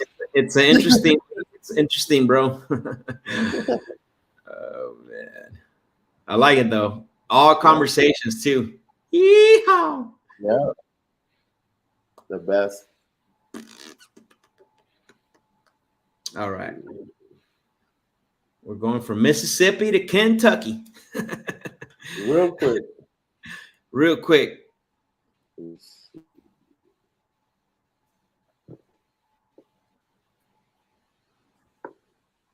Take a look at this. Okay. I mean, there's definitely a little bit more activity. Didn't she mention she believes in shortcuts? Yeah, did she? I don't remember. Yeah, she did. Saludos. ¿Qué onda, compa? Let's go. Sebastian, what's going on? Wholesaling live. Yeah. Thank you. You like this one, bro? Police is in the house. Sebastian, Melissa, super active today. Thank you.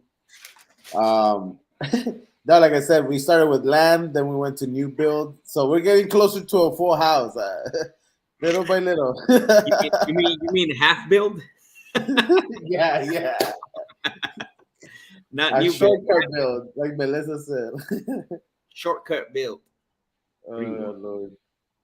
Yeah, so this one looks like it's coming out at a 2-2, 15, 33. There's some activity, so let's tell with that one. All right, let's see.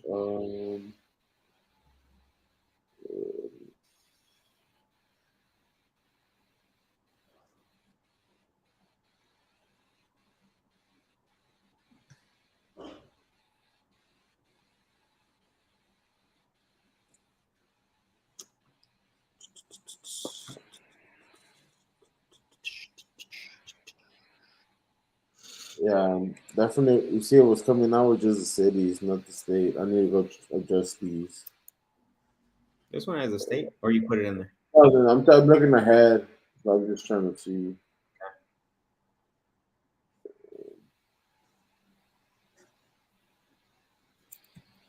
All right. I'm gonna call Kelly. Okay.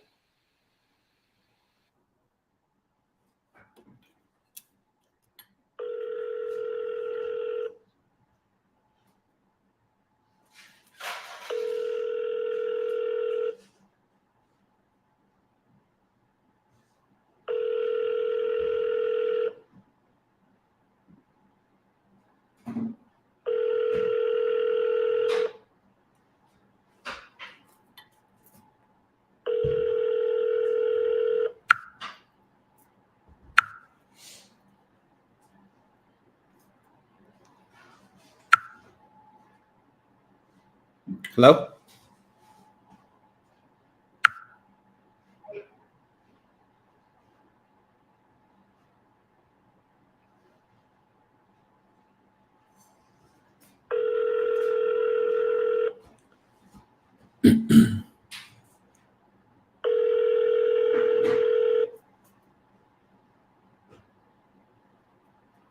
Hey, you've reached Danny. Leave me a message. Thank you, bye. At the tone. Danny? Danny's put in the info, his own info. Damn, Danny.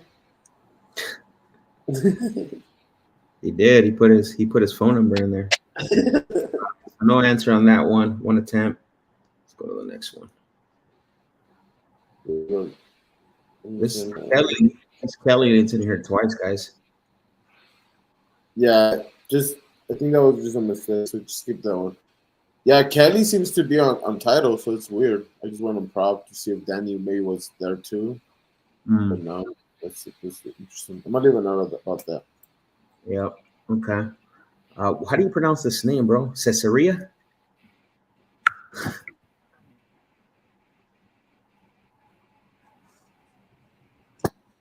Yeah, it's Caesarea. I mean, she'll correct you. He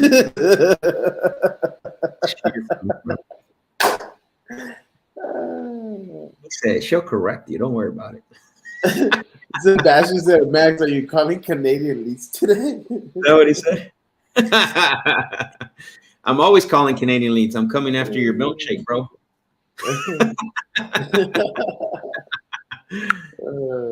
Better stay woke because I'm coming. That's funny. Caesarea? Yeah, I think Caesarea sounds right. Really? You didn't even know how to pronounce it, bro. Caesarea? Tú dale. Tú dale, güey. Sin miedo al éxito. Hold on. Let's go. Oh, man. Quesadilla. Quesadilla, güey. Quesadilla. Quesaria. Quesaria. Quesaria. Quesaria. Quesaria. Okay. See, I know how to pronounce it, bro. Google, help me. ¿Te gusta el queso? No te rías. Quesaria. All right. You got everybody cracking up with it. You gotta have fun with it, guys. You gotta have fun with it.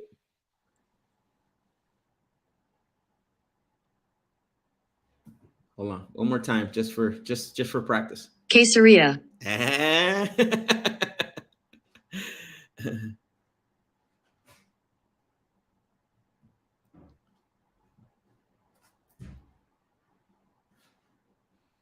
You're like, hello, Quesaria. Virginia is a good state too, bro.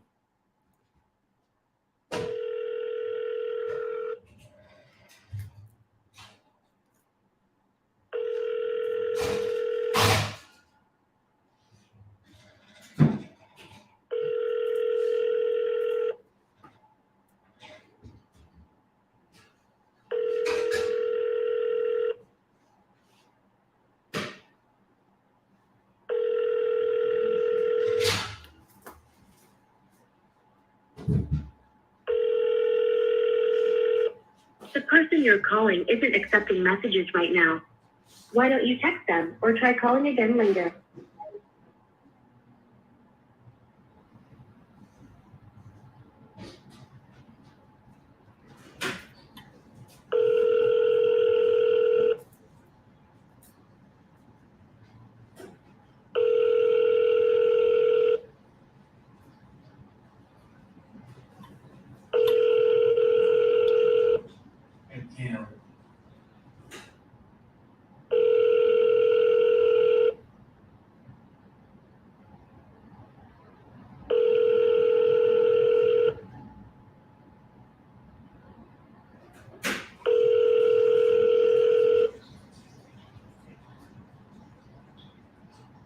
Nada.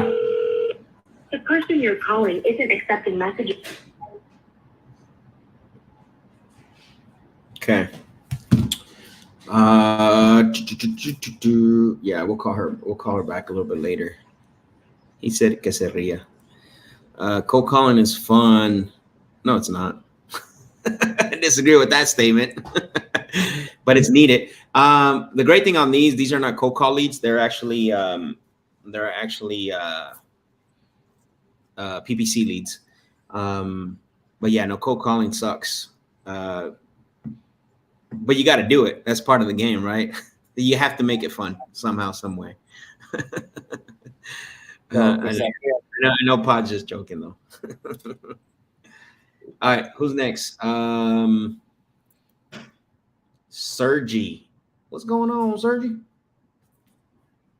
Sergi.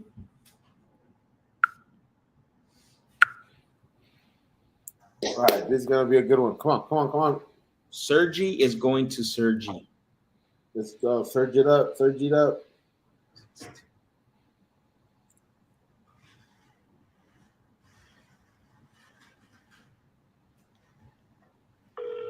Sandler rule.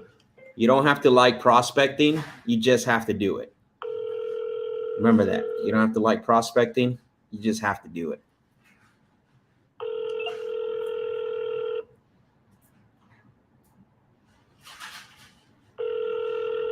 I'm sorry, the person you were trying to reach has a voicemail option. Can't leave no cliffhangers today, bro. You notice that? Yeah, they got like they're getting blown. Huh? Long rings or no voicemail.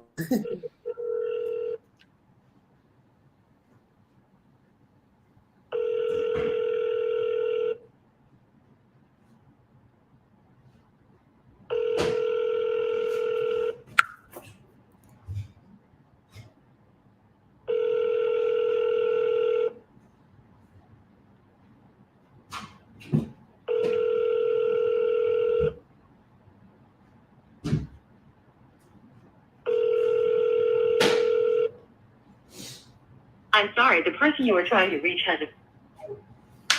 Sergi is not surging.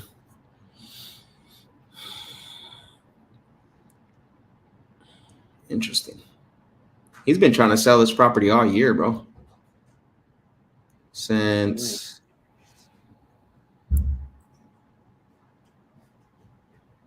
he's been trying to sell it since December. He bought it for 80, and then in October and in December, try to turn it around and sell it for 125. Maybe a bad investment.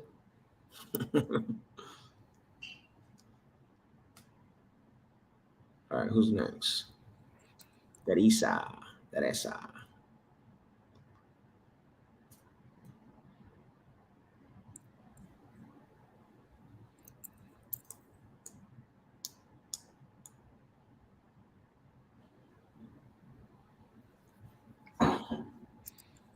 go, Teresa. Make it happen. 4-bedroom, 2-bath. This better not be. No 4-2. There's some activity in that area. Mm-hmm. Let's call.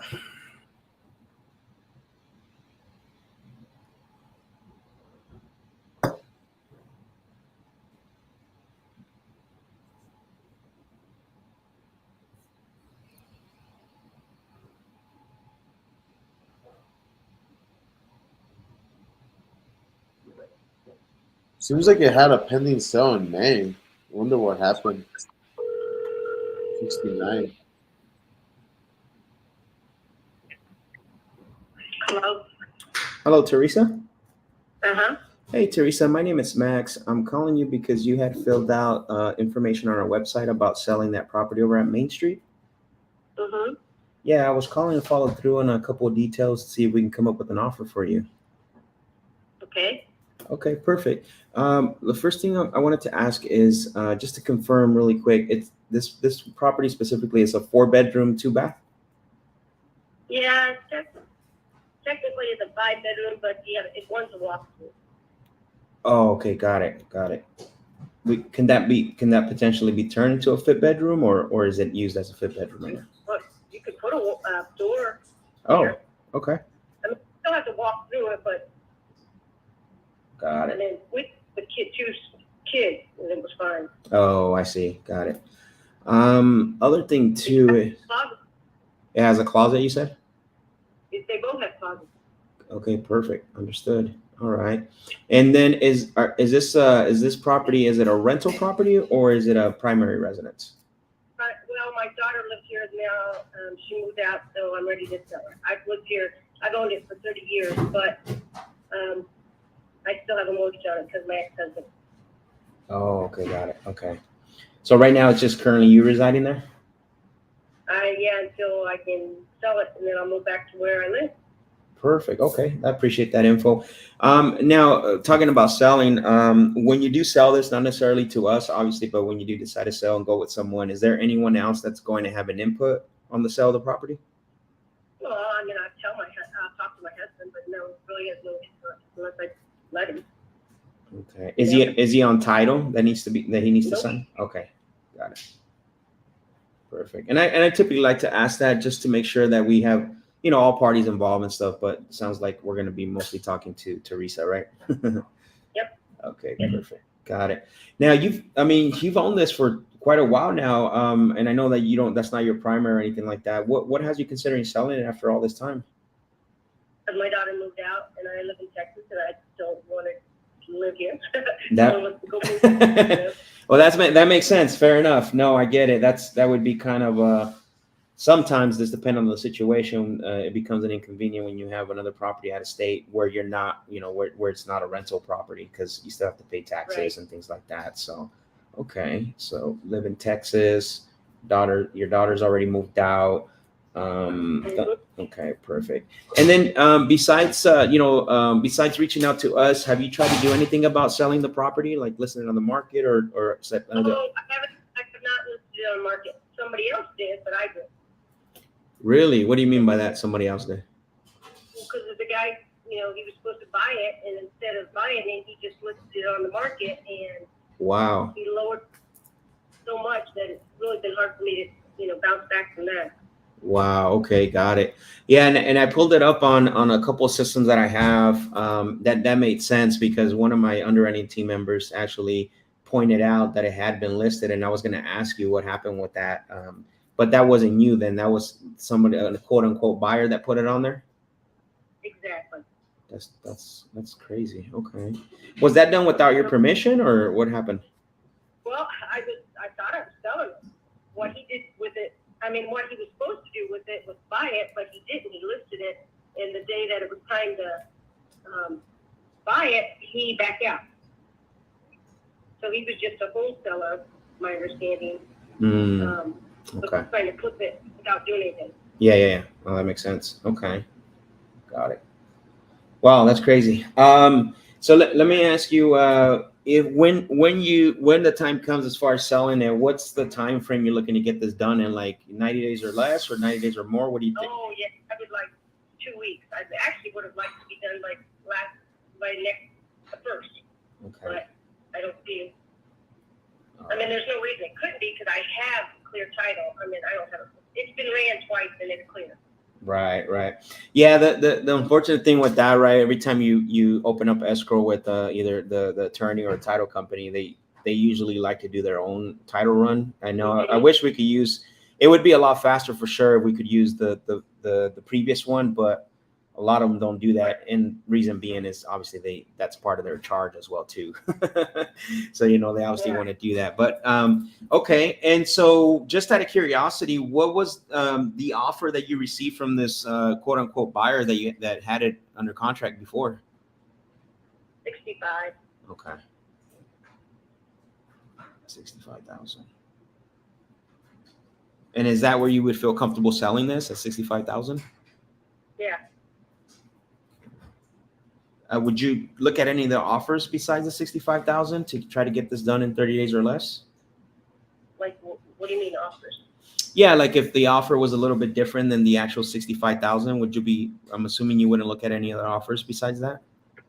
Maybe, if it's not too low. Okay. What would be too low for you? Just so I let my underwriting team know. 63.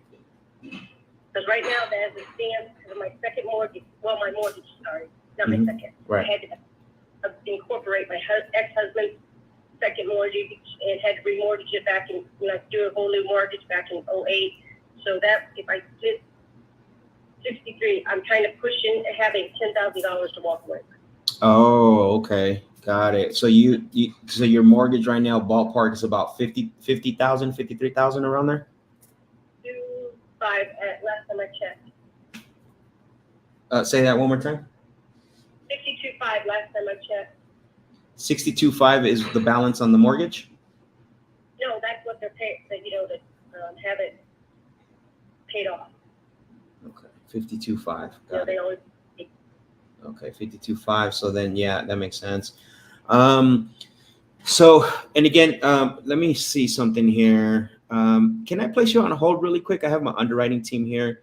They're actually, they want to ask me a question. I'm gonna place you on hold for 1 second. Okay, give me 1 second. Yeah. All right. So this one, there's really also I'm not seeing too many comps. There's a few of them. There's one that sold, the one I sent you for 62. That was 4 months ago. That was kind of like as is. If you look at the pictures, I'm looking at the assessment of what it was. Different house, bro. Yeah, but that's the close to it of there. This one though was assessed in 2021 for 87. But it's pretty rough as far as the comps. So that's always just kind of running it based on the assessment from last year. For now, to at least have a ballpark idea, and then now she just threw a number. But What at about that 6, one that sold for 107,000? Oh, that was a long time ago. Never mind. I'm looking at. yeah, Sorry, that's the thing. There's nothing like recent. my what do you call it? My dates are all everything. I need to yeah. the only thing from what I'm hearing, especially what she wants to walk away with, would be to do, give her like 60, and then continue making payments. I mean, honestly, at this point, I don't. There's no way we can come close to that. I think we would have to be somewhere like 40, and she owes Yeah. 52. You heard her, so let Yeah. me see what she says.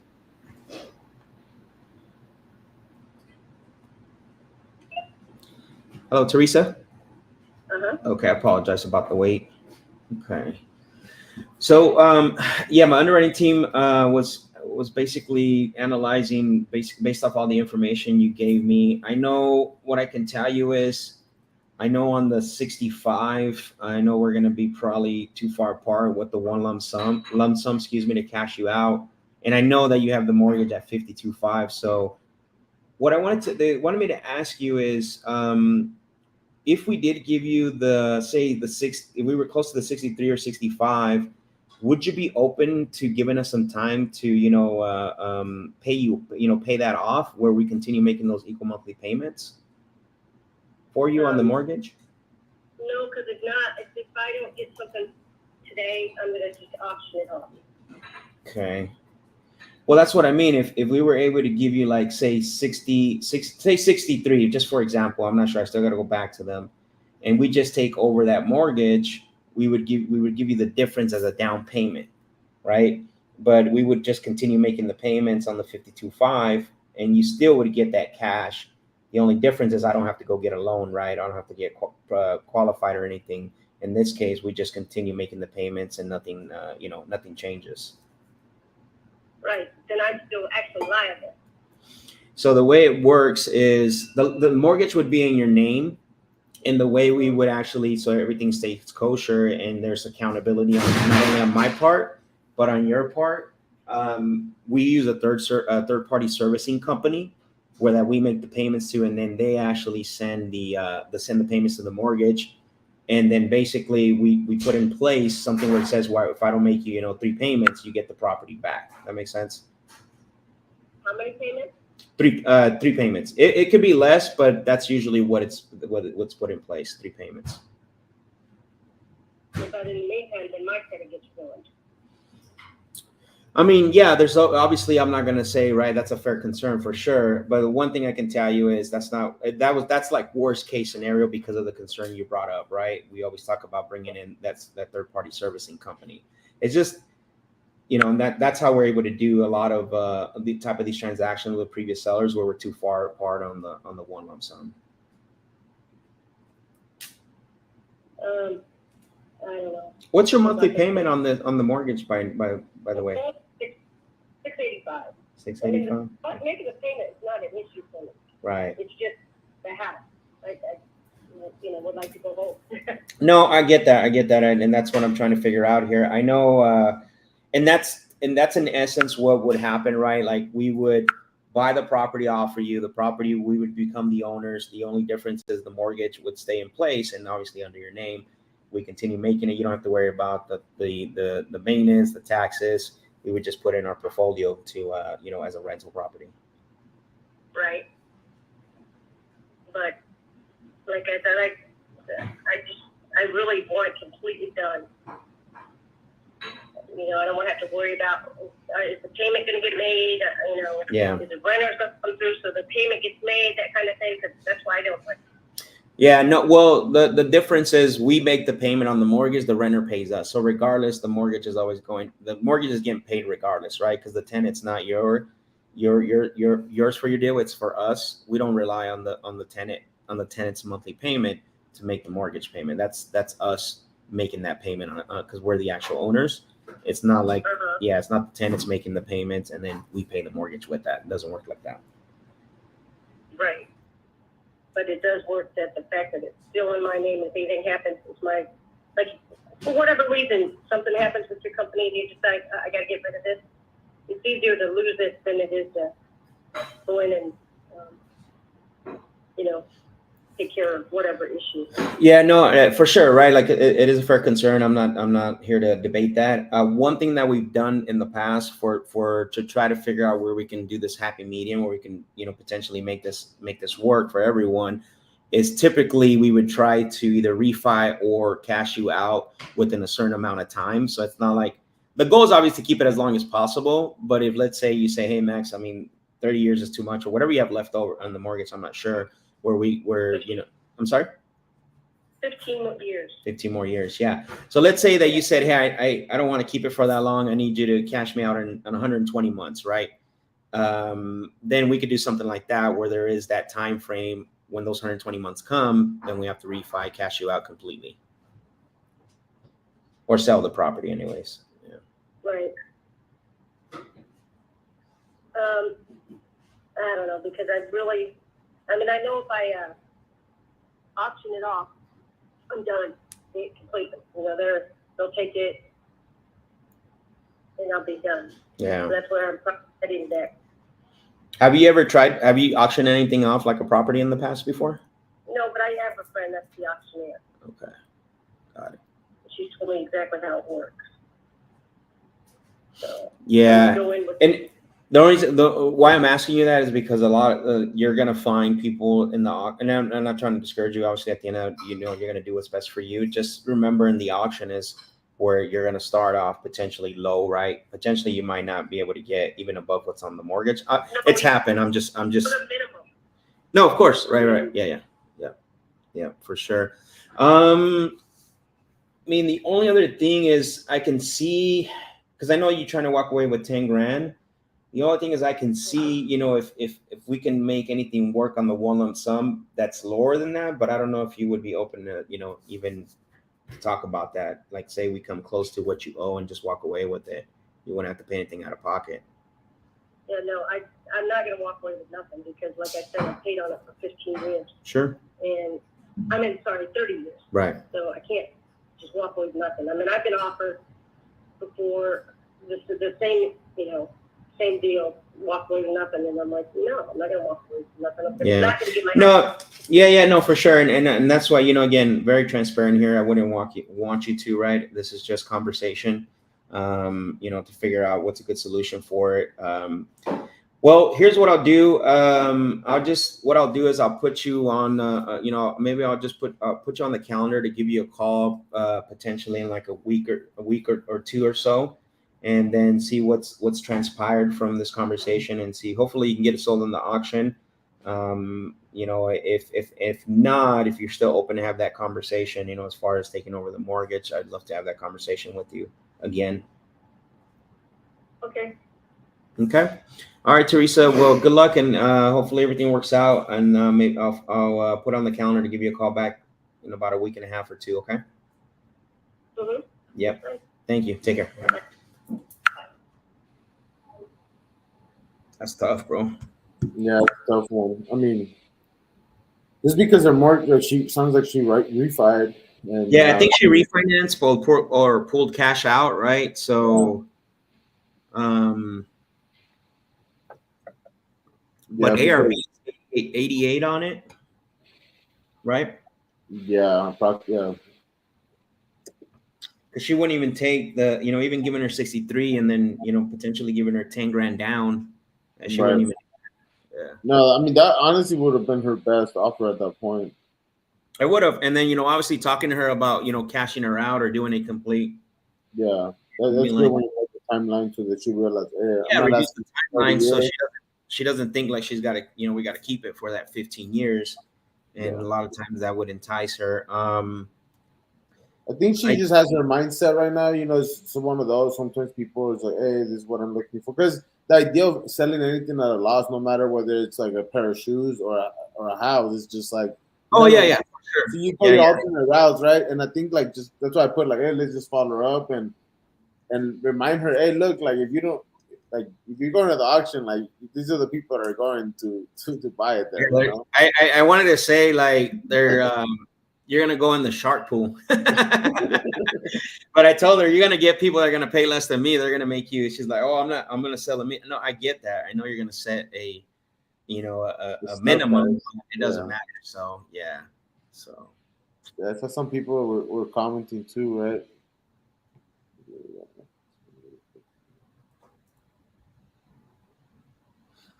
She keeps the deposit and gets the house back if the fall. Yeah, she was worried about more about her credit. I don't think it was that more.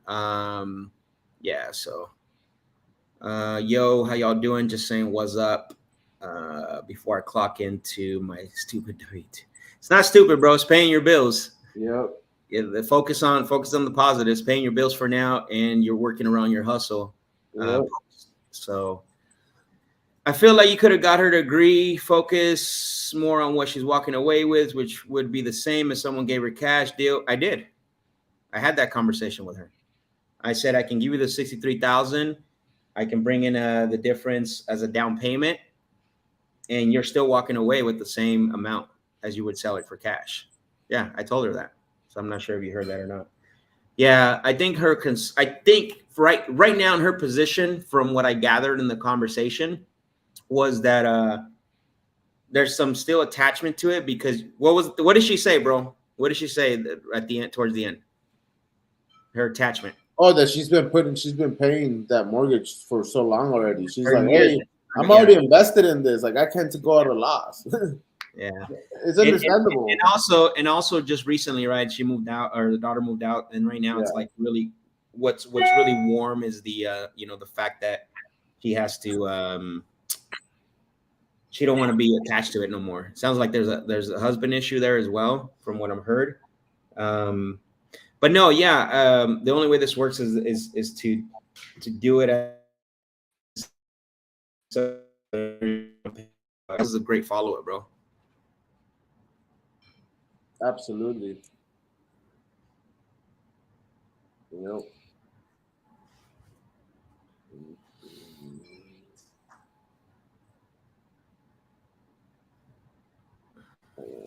All right, let's take a look. Yeah, I put her by her name just so that because I feel like she'll come around. Says so for her, it's a mindset thing. More emotional thing. More emotional thing. Can you say mindset possibly? Wrapping her around like the safety net of the third party servicing company and all that. Yeah, you could say that. Sounds like the seller you've talked about that you initially think they're motivated because it's going to auction, but they will go and lose it before they take your offer. Yeah, that's Bob, right? We talked about that. So, yeah. All right, who's next? Okay, let's see, Pedro, right? Pedro!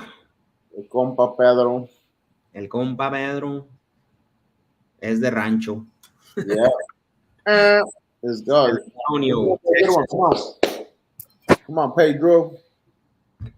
It's going to be a Spanish one. Yes. Sap.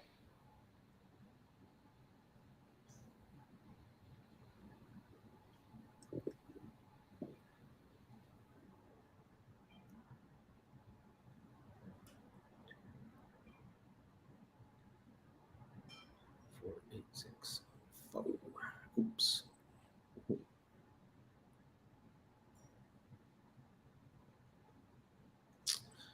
All right, let's see. Compa, compa.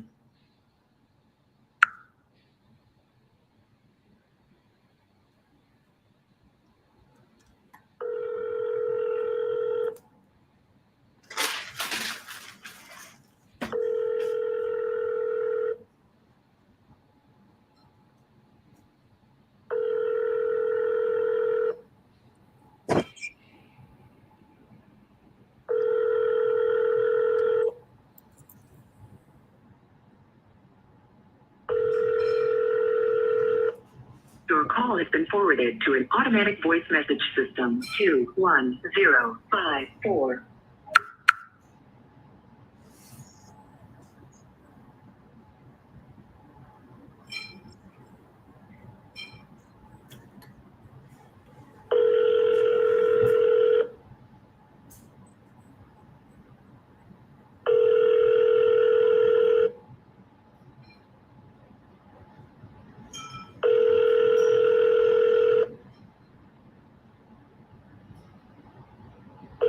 Bueno, Bueno, Pedro. ¿sí? Hola Pedro, mi nombre es Max. Le estoy marcando porque parece que estuvo en nuestra página de web y llenó la información de su propiedad en Creekmont Lane. Ah, sí, pero ando jalando ahorita, ya. Ah, ok, muy bien. ¿Cómo qué hora sería bueno para marcarle para platicar sobre la propiedad? Como las 6. A las 6. Ok, a ver, 6 de la ¿Dónde quieren tarde. San Antonio ustedes? ¿Dónde son? So, estamos localizados centralmente en Phoenix, pero tenemos muchos compañeros y socios que están en San Antonio y por eso compramos en esa área. Ujú. Pues échame una hablada como las 6, ¿no? Por favor. Ah, bueno, pues está Ya perfecto. vemos. Oh, Ándale. muy bien, Está bueno. gracias. Bye. ¿Cómo te llamas? Mi nombre es Max. Ok, está bueno. Ok, Gracias. está. Told you it was going to be Spanish, bro. Yeah. ¿Qué estoy jalando? That's right, compa. Síguele chambeando. Keep it rolling. Keep working. Keep grinding. Estoy chambeando, compa. It's like, come here at 6. So that's 4 o'clock here, bro. Yeah, 4. Someone put. Some eels, y'all. I just drank some coffee. Word up for these. I am wired. Lime wire. He's lime wired. Lime wire. Oh man, dude! That's how one of my first entrepreneurial. I think a lot of people's first entrepreneurial. You and everybody else, bro. Yeah, los burn CDs. Like Best Buy would sell 100 this ones, and then I ended up. Supposedly, hey, we're being recorded, bro. Supposedly. Supposedly, from what I heard, es mejor me callo. Hasta ahí andamos. Encontramos a otros dos. Supposedly, that was the gig. Yeah, never mind. One of my friends' entrepreneur first venture. All right. So Cedar Park. Where is this one at? Let's see. William.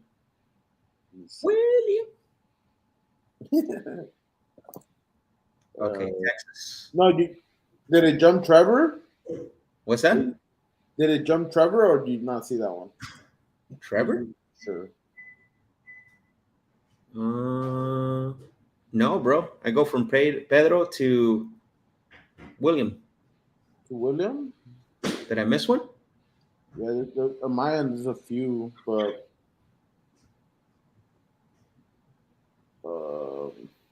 oh yeah, there is, huh? Dory? Yeah, there's Trevor, Bruno, Dean, Deborah before William. Oh, we skipped those. Bruno. I see Bruno. All right. You want to go there? And Dean's next, right? So it's Bruno and then Dean? Yeah. Okay. Did you see Trevor, or did it get out? No, I don't see Trevor, bro. I think because I assigned it to us. Okay, let me take them all. Yeah, no. I thought that was where you were going. Bruno. Let's call Bruno. See what's up with Bruno. Bruno. What's going on, Bruno?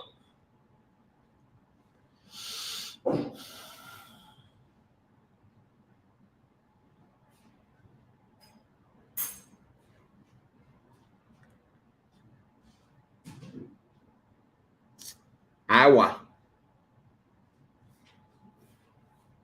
This deal's in Iowa.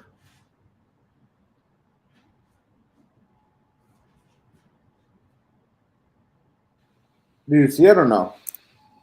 I'm on Bruno right now, bro. I'm gonna call him. That's fine. Let's do that one. Trevor next. It's a lot of activity here, bro. Wow.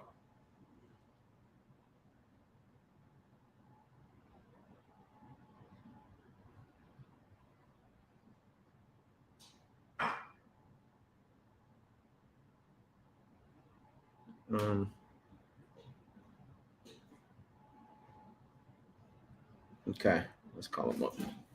El Bruno.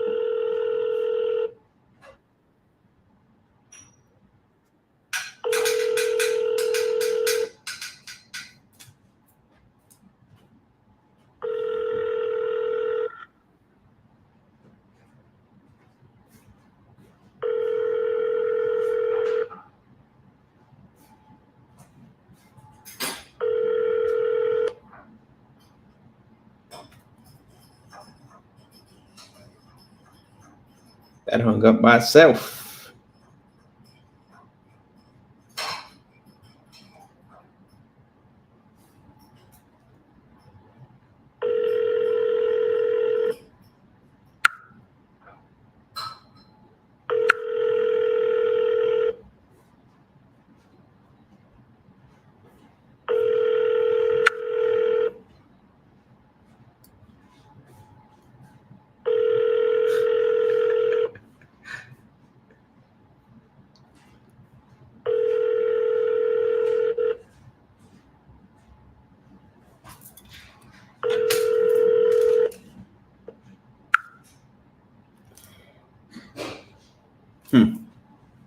All right.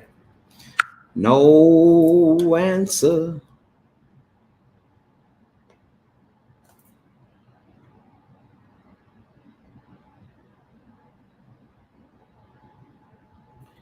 All right, let me go to, you said Trevor's? Trevor?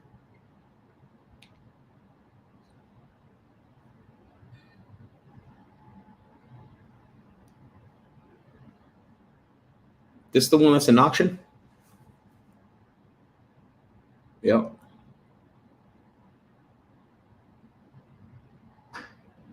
I think this guy wanted a late call. He said he would be available at 4 his time. So what are they East Coast or Missouri or Missouri?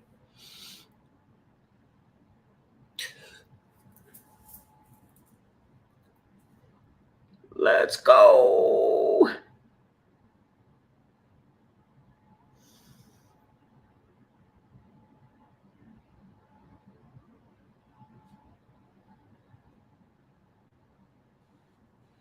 Sorry, it's just, yeah, Central. I just checked.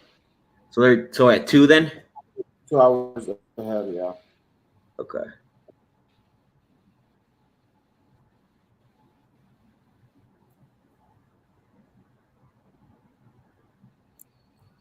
That's the one that you had talked to yesterday, right? Yeah, through text. Yeah. Yeah. Yeah. Okay. I'll just put that up back. All right. So yeah, so we gotta call him at 2. So let me go back to at 2 time. No. Dean. We'll start it with Dean.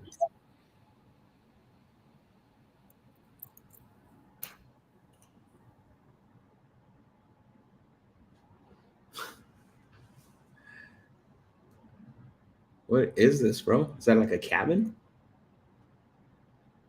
Which one are you on? Dean? Dean? What in the world? By cabin? There's no. There's I no. see what you that. Dang. There's no information on it. Nothing. No, it's like trees on trees.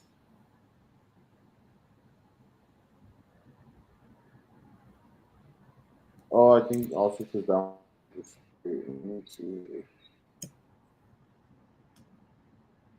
Yeah, you can't drop Google, man. I know. Yeah, this was in Washington.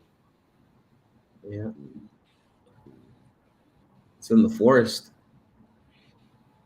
There's not a lot of info on this one, bro. I want to skip this one. Yeah, it's just I want to get a real conversation going. Oh, nice.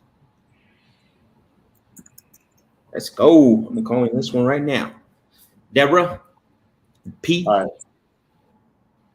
See where it's at? Bullhead City. Bullhead City. Look here. Bullhead City. How far is that from you? Probably like 3 hours, 3.5 hours, maybe 4. But if it's a deal, it don't matter. If she says, oh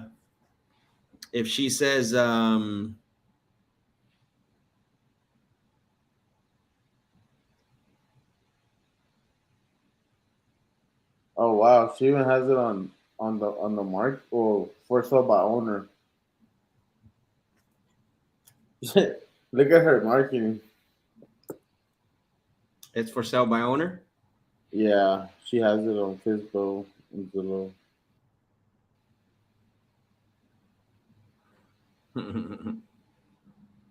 You see it?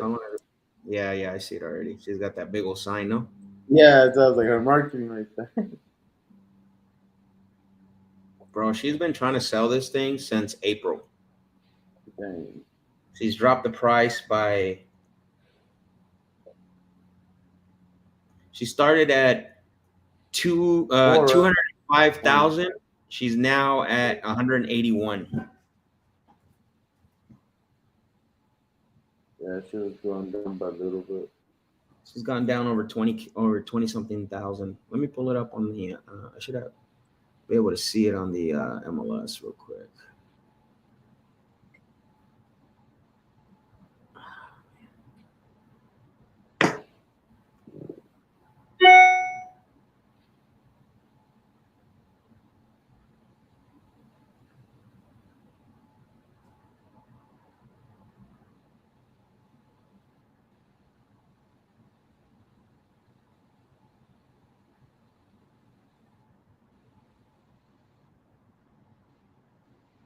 Damn.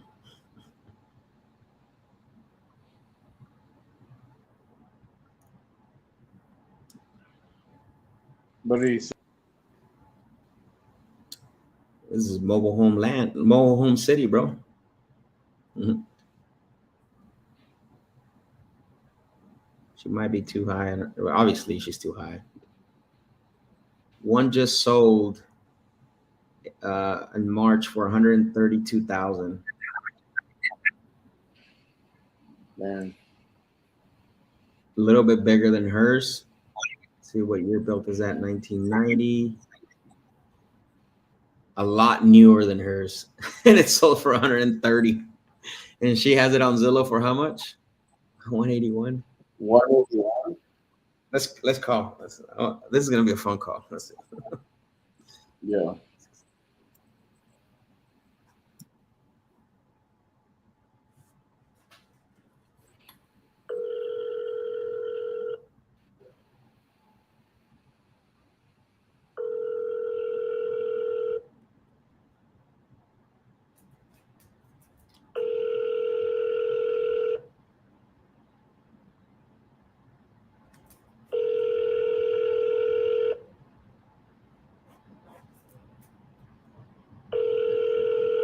Your call has been forwarded to an automatic voice message.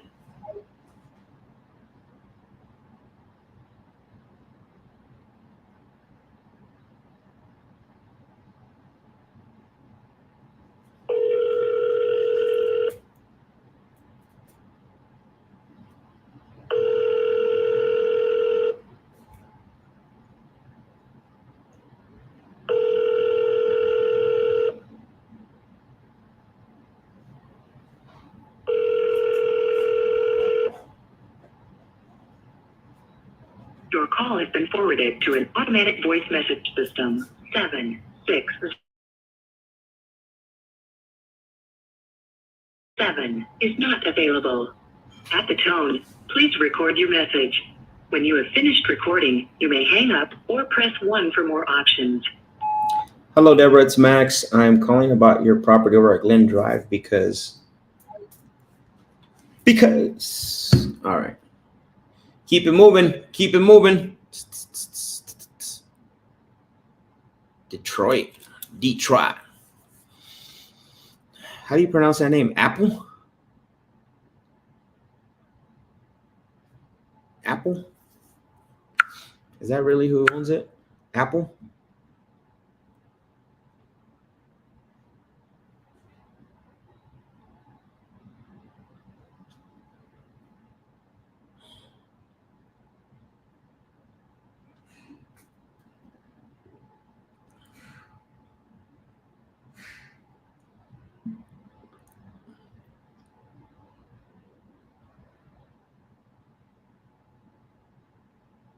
Propson says Ricky Lee.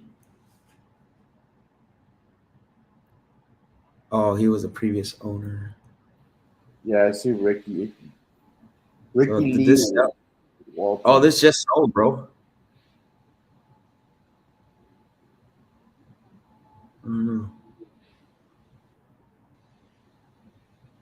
Did it?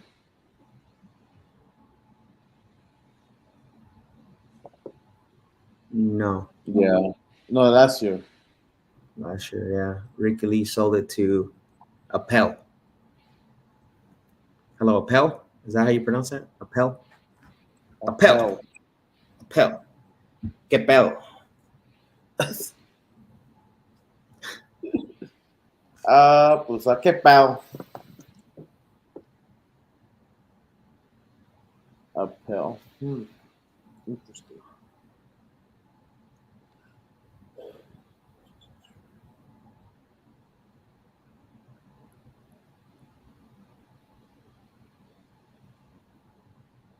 Sold April of 2022 for 19,000, bro. Yeah. It's just so odd because when it doesn't show any of the bedrooms, it's like, dang. Yeah, I know. That's weird, huh? Not even on prop either. No. Let's see.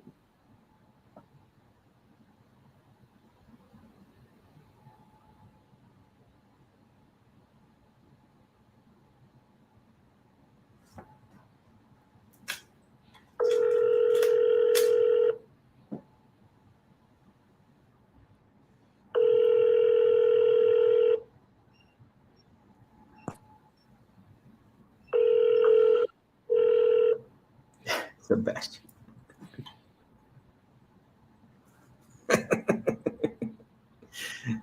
I mean, it's true.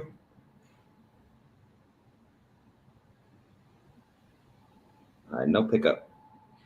Man, we were on a rhythm, bro. Now no one's picking up. No.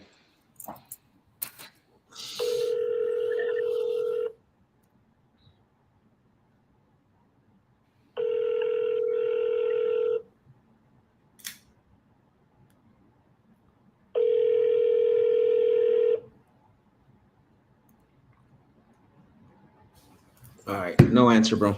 Gonna move on. No answer, no voicemail.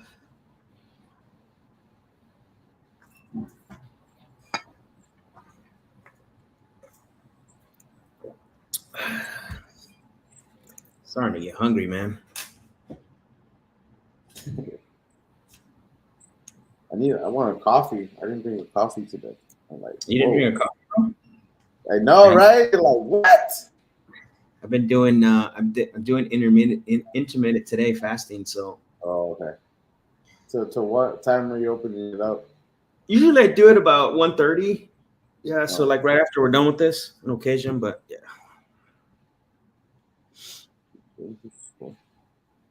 I like that grouchy feeling. Keeps me on the edge. You know what I mean? Like that a little, just that little, the little irritation. little, Like you know what I mean? Like you want to close a deal that keeps that because I don't drink, smoke, or nothing. So like this is the edge right here, bro. That's it.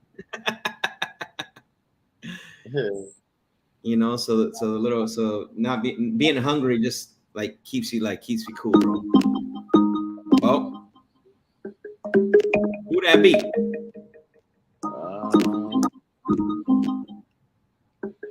Hello, this is Max. Yes, hi. This is Deborah for 965 Glen Drive. Oh, hello, Deborah. Thank you for calling me back. Yes. Yeah, I was calling you because you had went on our website, Easy Home Buyers, and you filled out your information about selling that property there on Glen Drive. Yes. Okay, perfect. And that's why I was calling you earlier, just to follow through on that request and wanted to see if we can come up with an offer for you. Just have a few questions to fill in some of the gaps here. Is that okay if I ask you a few questions? Sure. I appreciate that. Thank you. Let me pull it back up here. Bear with me, okay? I was actually on another file. Let me pull up your file again.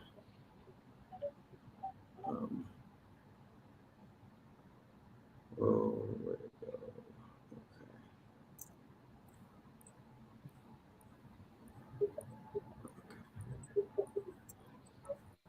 So I guess my first question is, when I was looking at this file, I do see that you have it currently listed as for sale by owner on Zillow. Is that right? Is that still up Yes. there?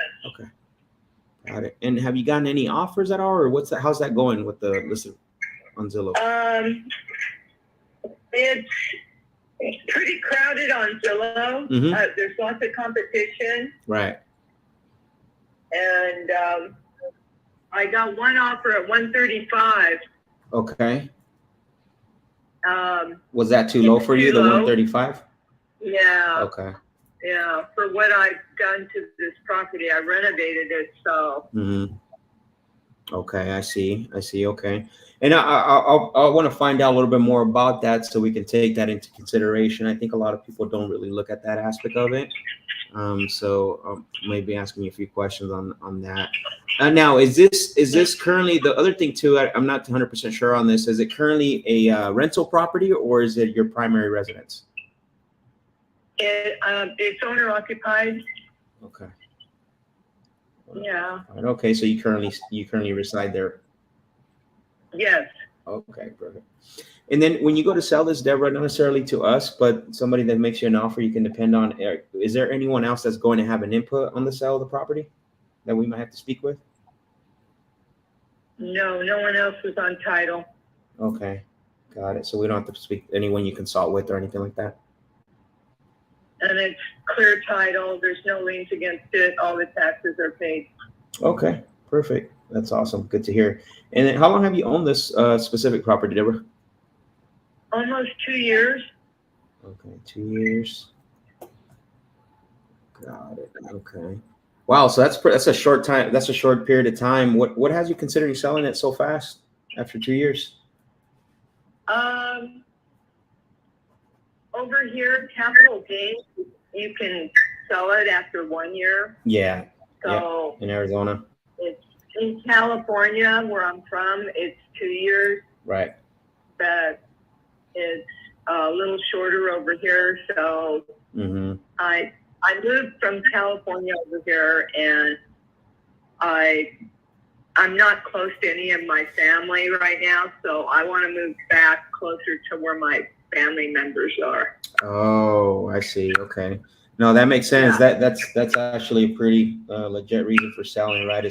I get that a lot where it's time to move back and be closer with family. And then where's that at? Where's family at? California. Oh, okay. California. What part of California is your family from? Well, I was in Riverside County. My son is in LA County, Okay. and my sister's in San Bernardino County. Okay. Got it. Well, that's good. You have so basically majority of your family is in California, which would make sense Right. to move back there. Yeah, I totally get where you're coming from on that, and it sounds to me like Right. the only thing keeping you from moving back is selling this property here, from what I'm hearing. Well, it's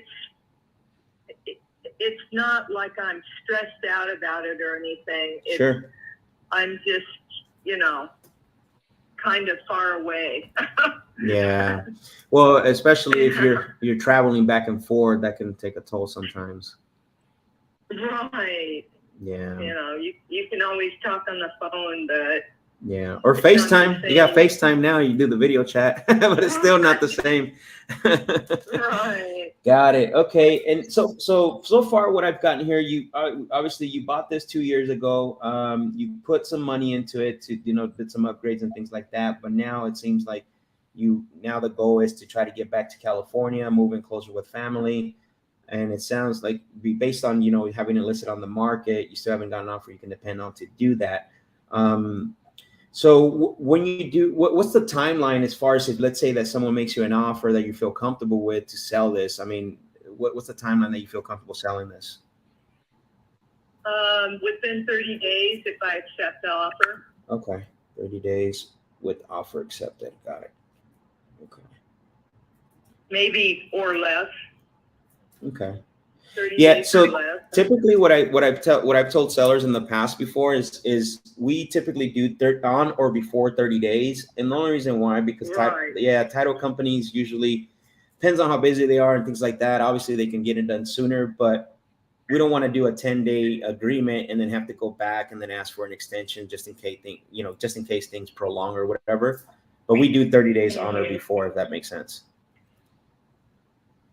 Right. Yeah.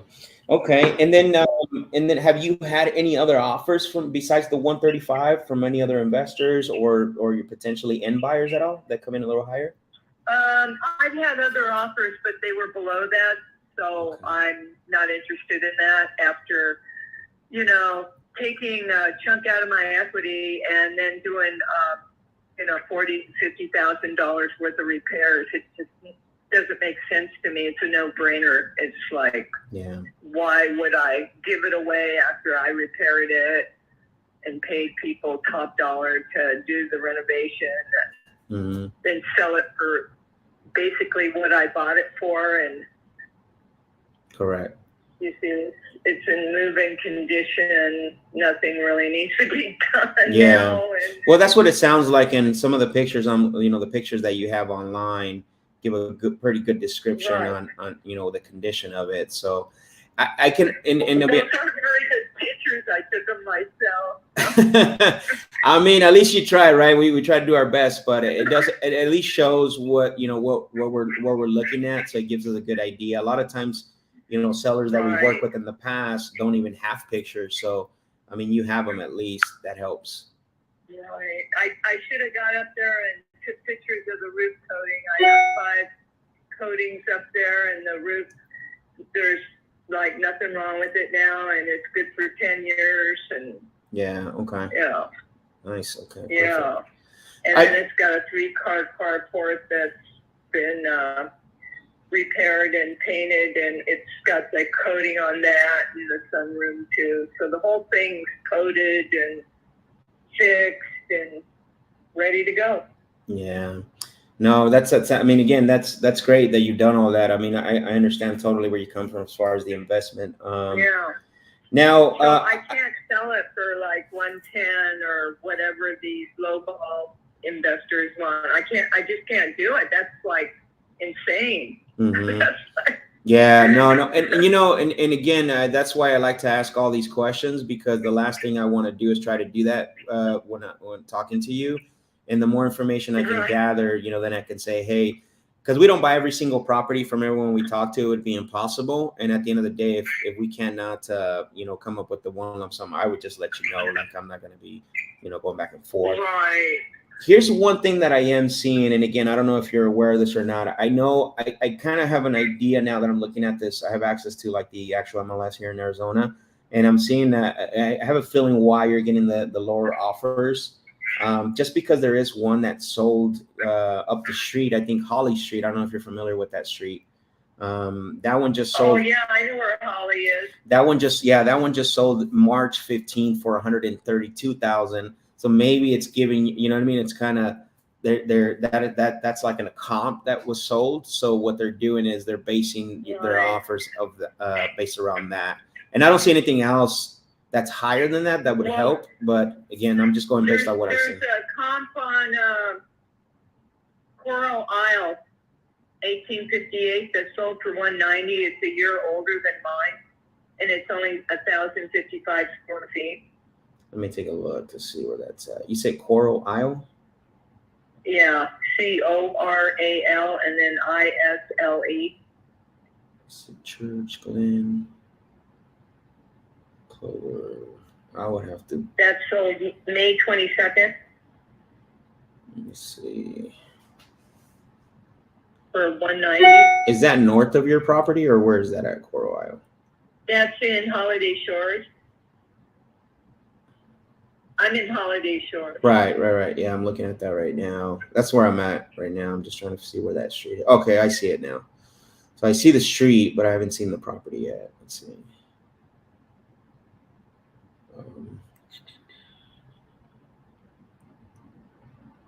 And you said it sold for 190? Yes. May 22nd, Oh, yes. 1858. Interesting. Let me take a look at that. Yeah, so there's it's a mixture of people not waiting and just basically giving it away, or the ones that wait. Some of them get their money and some of them don't. This one on Coral Isle, they got their money. Oh, you know what? I can see why it sold for 190 now. So Right. this is so what they did here, it's called owner to owner. So basically Oh, owner carry. owner carry. So what they did is they made they gave them the 190 and then they agreed on equal monthly payments every month. So typically Right, that is rent to own. yeah. So typically that is a way where you can get more money. And I was actually gonna ask you that if you were open to where we can give you maybe more what you're asking or even the 190 like they did. But obviously my underwriting team would want to know if if how much time you would feel comfortable giving us to pay that off, if you were open to something like that, because I see what they did. That's how that 190 got sold. Right. Then there was one on training that sold for 200,000. That's a 1981, so that's a little newer. Yeah. 1513 training, TRANE, for 200,000. Yeah, let me look. Yeah, another thing too is keep in mind when you're looking at manufactured homes. I think yours is yours at 1973, correct? Right. Yeah, a lot of the 76 or older, sometimes they don't qualify for traditional conventional financing. Excuse me. So it's a little harder. That's why people do the owner carry, because they don't. A lot of the banks won't lend. I think most of them conventional won't lend on that type of or that year. Sorry, below 76. 21st Century does financial. 21st Century Financial does pre-76. Right. But a lot of people, you have to pay loan fees then, plus the 5% down, and then your appraisal. So it turns into a real money pit. Yeah. So let me ask you. I know that you have it listed for, and then I know you have a list. I know right now it's for 181 on Zillow, and then you had an offer at 135. I mean, what would you feel comfortable selling it if you didn't have to pay anything out of pocket? It was a net offer to you, and you didn't have to do absolutely nothing else to the property. 145, 150, somewhere in there. 145 to 150. Okay. I just need enough to get my money back, and then, that's all I'm really doing is making my money back that I put into it. Yeah. And then the expense of moving, No, for sure. No, I get that. Okay, 145 to 150, and I know where you're coming from as far as like trying to get your money back, and it's always that challenge of speed, convenience, to get my money back and things like that. Always trying to balance in that. I'm gonna do a little bit more homework on this. I don't know if we can be that high, but I did want to ask you a question because it sounds to me like the owner finance might not work for you in this case. You just want to be done with it. Is what I'm hearing.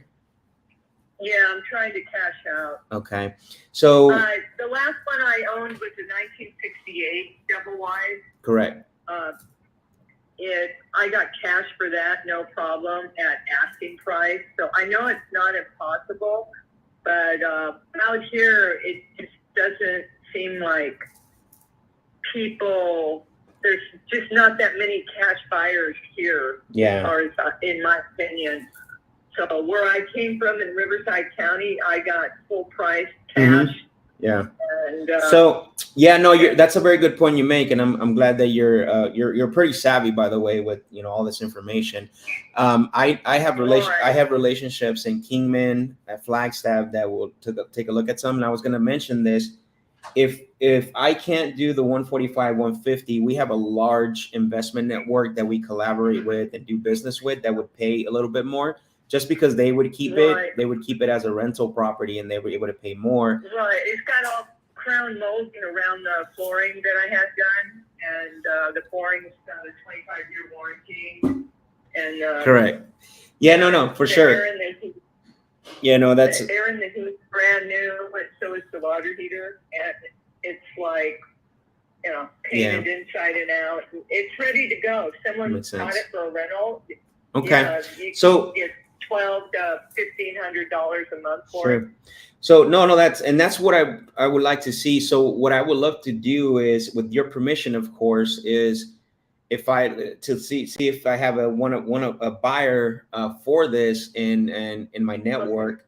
The one thing that I've done in the past with other sellers where they give me permission is they would give me just it's a one-page permission slip that says, hey, Max can show it to these couple of investors, and then let's say one comes in and makes the offer at 150. They would just take care of me. They'll buy me lunch or maybe give me a deal later on.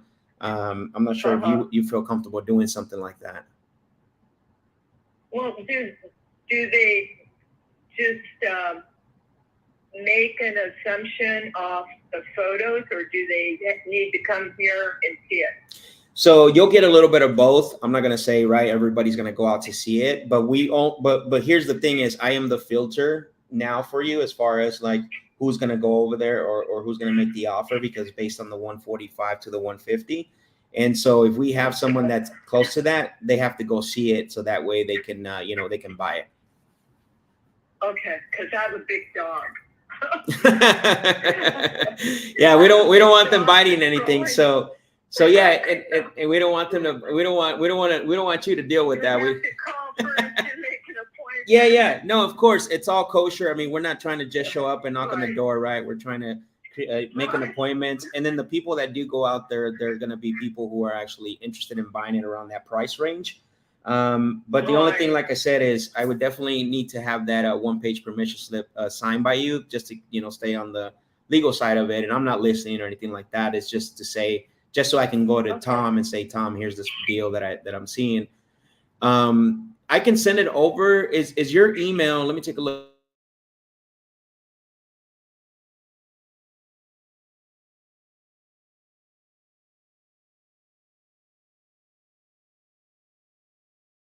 It'll be through DocuSign, and it's just one page, very clear. It just says, hey, it's an option. Max is going to, show the property to a couple investors, and it's for about 10 days. That's it. It's non-exclusive, but it'll automatically expire by itself. Okay. Okay. Yep. So, okay. Well, I will get that written up and I'll send it over to you. And then once you have that signed and sent back to me, I can start reaching out to my investment network to see if there's anyone that would buy it around that price range. Okay. Yep. Okay. Sounds good. Give me about an hour and I'll send it over, and then I'll give you a ring. Okay. Actually, what I'm going to do is I have my coordinator, Lena. I'm going to have her give you a call within an hour. Is that okay? That's fine. Okay. Yeah. Her name is Lena. She's the coordinator, does all the paperwork. And I'm going to let her know that we need to send over an option to you and let her know what we're doing. And then that way you can meet her, and you're going to be doing a lot of contact with her. Okay. Okay. And this is for 10 days? For 10 days. Correct. Mm-hmm. Okay. Yeah. 10 days. Okay. All right. Okay. Sounds good, Deborah. Right, sounds great. I'll have Lena call you in about an hour. So Okay. much, You're welcome. No problem. All right. Bye.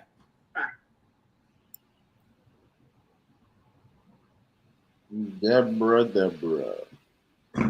Yeah, but she was asking. So here's the thing, bro. Like, the great thing about an option agreement is that, let's say that we put it, we're gonna send it out for 145. However, though, is that the offers might come back and say, we got 5 offers at 130. Right? Whatever that is, right? Lower than that, we're going to put, if we're getting offers around 140, we're going to go back to her and say, hey, we're getting offers around 135, whatever, right? 130. Yeah. So then we assign it. So that's kind of positioning yourself, right? You still have some interest in the property, but you get to what is it called? Market it. Yeah. Legally anyways, market the contract anyways, the deal. So permission slip for this field trip or the field trip. Had to. Yeah, so we need to put in there. We need an option agreement written out, and then have Lena call her in about an hour.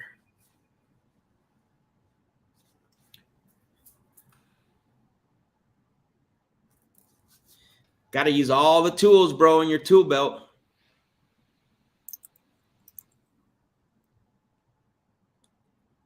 All right.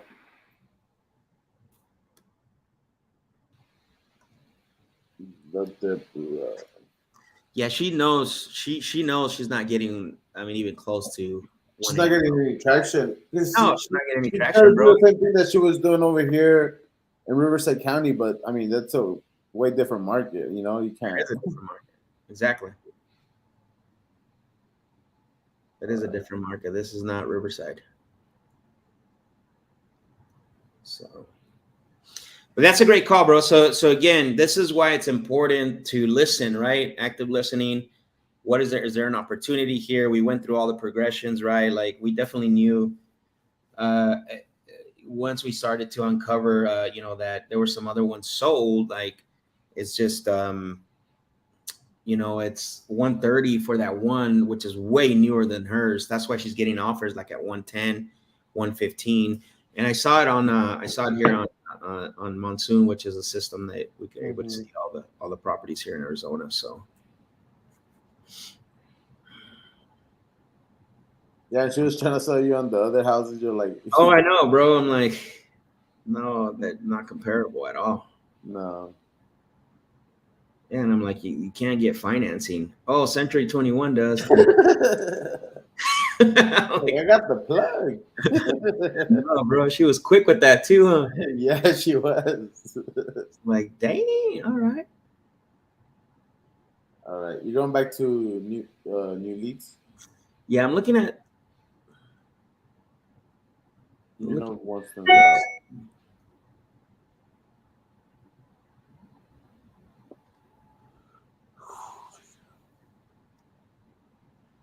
There's one that sold for.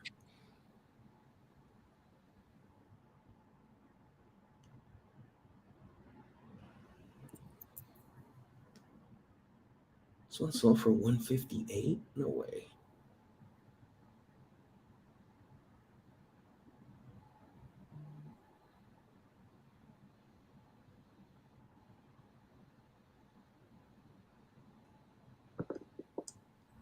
But it's 1978. So for 158. All right. She's got endowment effect. What the heck does that mean?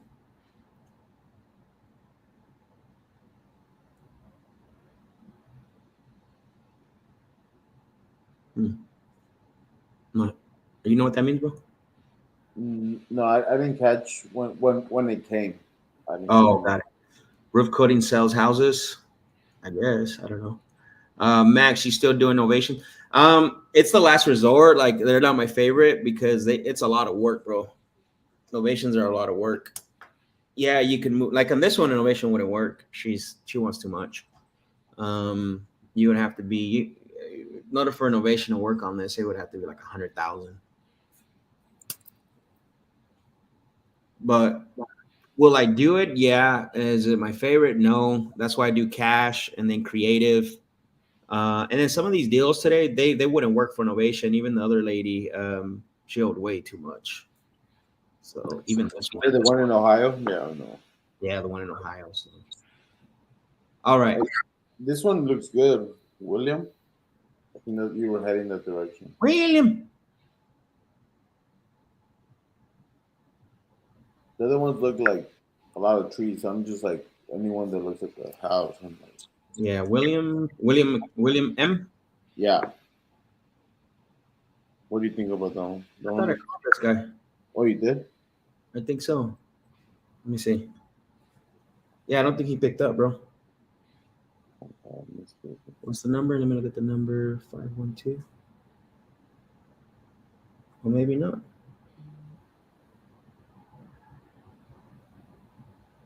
Oh, I was going to call him and then I went to Trevor. Yeah. Yeah, because I don't see his number on here. All right. Yeah, and I don't leave notes. So.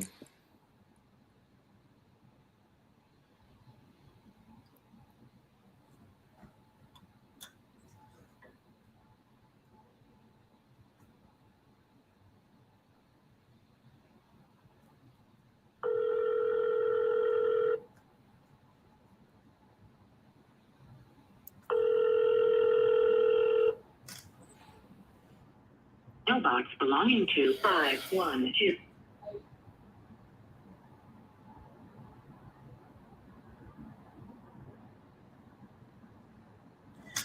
Let's go, William.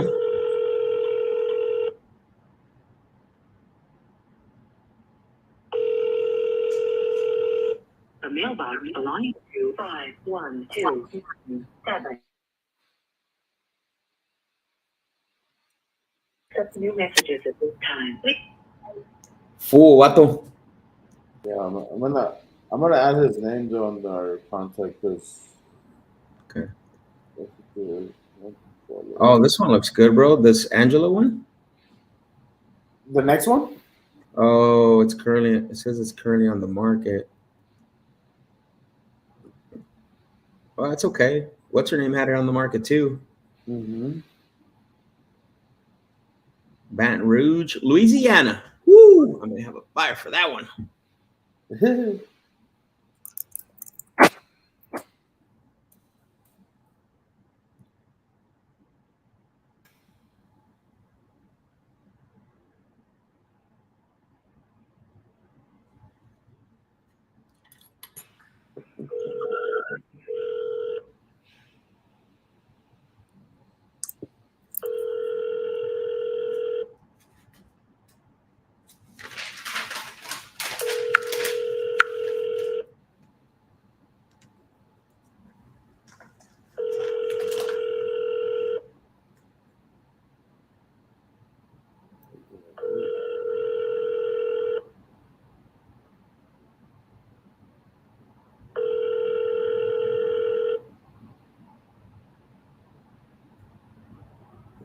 Please leave your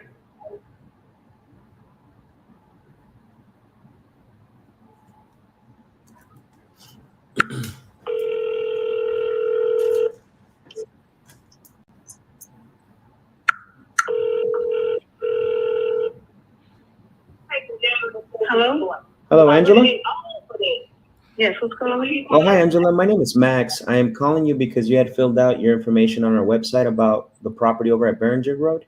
Yes. Can you hold for one moment? I can, yes. You're calling from where? I'm sorry. I'm sorry, you're calling from where? So my name is Max, and I'm calling you because you had filled out the information on our website about selling that property over at Behringer Road. Yes. Does that you remember filling that out? Yes, it's still you said it's still for sale? Yes. No, you went on Easy Home Buyers website and you filled it out saying that you wanted to sell that. Yes, I did. Okay, got it. Perfect. I just went on. Okay. I appreciate it. Thank you. Yeah, so I was calling about that, just following through on the information we got. I wanted to ask you a few questions just to see if we can come up with qualify for an offer. Would that be okay if I do that? Yes. Okay, I appreciate that. Let me take a look here. Just to confirm, the property is a 2-bedroom, 2-bath? Yes, it is. It is. Okay. Well, I would say 2.5 because there's a bonus room in the back connected to the master bedroom. Okay. That So you can convert into office or bedroom. okay, got it. So two and a like a 2.5 bedroom or bath or 2.5. Yeah. Okay. Yeah. No problem. So maybe like a 2 and a den, I'm assuming, like for an office. Yeah. That makes sense. That. Okay. Perfect. All right. And then one thing I didn't see on here is this a rental property or is this your primary residence? Oh, it's a primary residence. Okay, perfect. So you're currently staying there right now. Yes. Okay, awesome. Now, when you go to sell this or when you find someone that gives you an offer that you can depend on, not necessarily to us, is there anyone else that's going to have an input on the sale of this property that we need to speak with maybe later on? Like who? Oh, I don't know. Me and my husband. Okay, just you and your husband? Got it. Yes. Okay. Yeah, I like to ask that because what happens a lot of times, we go through the whole conversation. I just want to make sure there's no one else that maybe would have to be involved, part of the conversation when it comes to, selling the property. Oh, okay. No, just be me and my husband. Okay, perfect. Now, I did see that you do have it right now currently listed on the market. It looks like. Yes, it is. Got it. Okay. And then how's that been going? Have you gotten any offers, solid offers at all? What's the situation with that? There were some, then the financial fell through, so it didn't go through. Okay. So that's the issue. I see. Okay. And then so I noticed it is listed with an actual real estate agent, correct? It's not for sale by owner. Yes, Okay. it is. Okay, perfect. And what is there like an agreement or anything in place? And again, I'm only asking this because I know a lot of times, when it's listed on the market, sometimes because there's an agreement or there's something in place, usually we would have to submit the offer through the agent. But I like to ask this question: if there's an agreement where you can sell the property outside of the listing. Uh, Sometimes people Yes, get we that. can. We already, we spoke with her about that. So Oh, you she did? already Okay. is aware. Okay, perfect. No problem. Just because it's listed, I like to get that out of the way. I know we don't want to cause any problems or anything. So, Okay. yeah. And then my other question is on this one specifically, by when would you like to have this done as far as having it sold? I know 30 will be pushing it. 30 days would be pushing it? The end of it. No, I'm talking about 30 of this month. Oh, the 30th of this month. Okay, got it. Oh, okay. That's different. Oh, I'm glad I heard that correctly. I'm Yeah. like, wait a minute. 30 days works. The end of the 30th. I'm like, got it. No problem. Okay. And so, and I like to know this just to see what timeline we're working with. So it sounds to me like you're looking to move pretty fast. What has you guys considering selling it and just being out of there so quick? Relocation, moving to Mississippi. Oh, okay. Got it. Yeah, my husband has got a job, so kind of like have to be out there. Oh, okay. So he has to be out there by the end of this month. Well, we just saying, the end of this month. Got it. Okay. That's what we saying. But I'm saying, but No problem. how long does it normally take? Well, that's a great question, right? So basically, Field description is one. it's all in the mercy of the title company or the attorney that you use.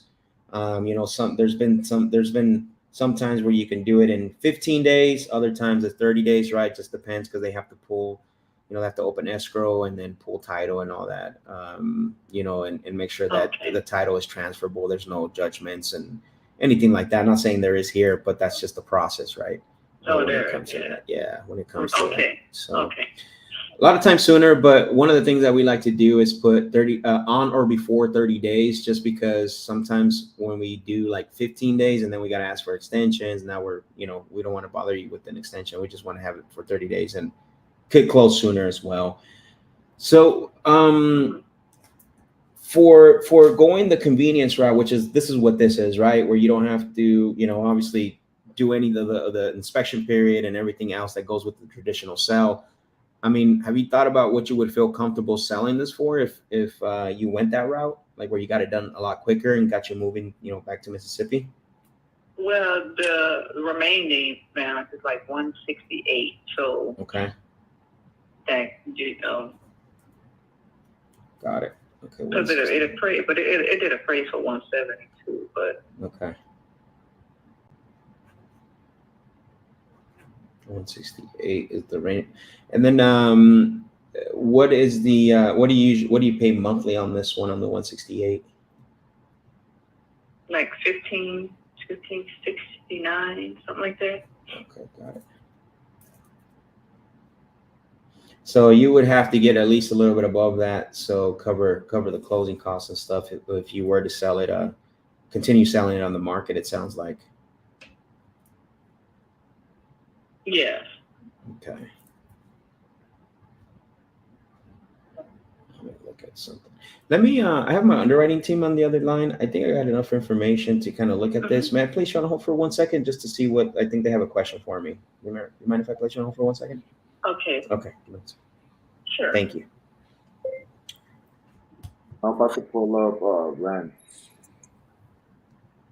I think it's gonna be. I don't see that. Huh? Seller finance. I mean, I mean, sub two. Yeah, sorry, sub two. Just carrying the note. I mean, because the rents are like, but the rents are just like 1339. Mm-hmm. Well, the other thing, bro, is that the rate 7%. Her rate. They just got it. That's why they got it in 2022. That's why her payment's $1,500. Yeah, so they got it at 6.94 interest rate. Yeah, 7%. I just saw it, Daniel. Yeah, 7% essentially. So I think they just got cut in a pickle. You know what I mean? Where they bought it way too high. They haven't paid anything down. Look, Patriots coming back way earlier. Yeah. So it's just tough. Because on market right now, they're gonna have to pay out of pocket. I don't know what I did, bro. I hung up on Angela. I'll call her back. You know what I'm saying? So yeah, still more time on this. This is not going to work as far as a cash offer. But I'm even saying, even as a sub, even as a subject too, bro. Yeah. So I'm just gonna I'm gonna follow up there. They want to do a little bit more homework, and this is not gonna work. Yeah. I mean, it is definitely. I don't know the area. And it's a townhome. They might have an HOA. That's the other thing.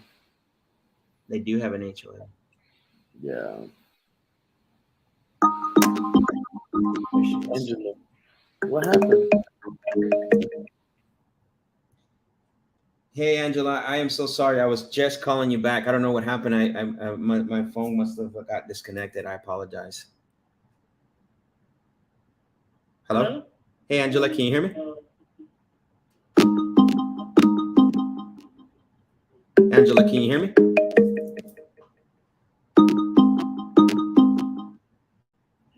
Hello? Hello?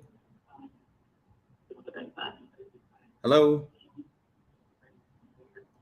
Angela? Hello?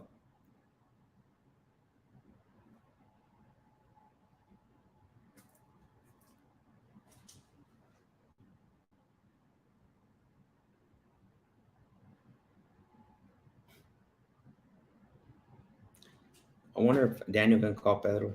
Does Daniel speak Spanish?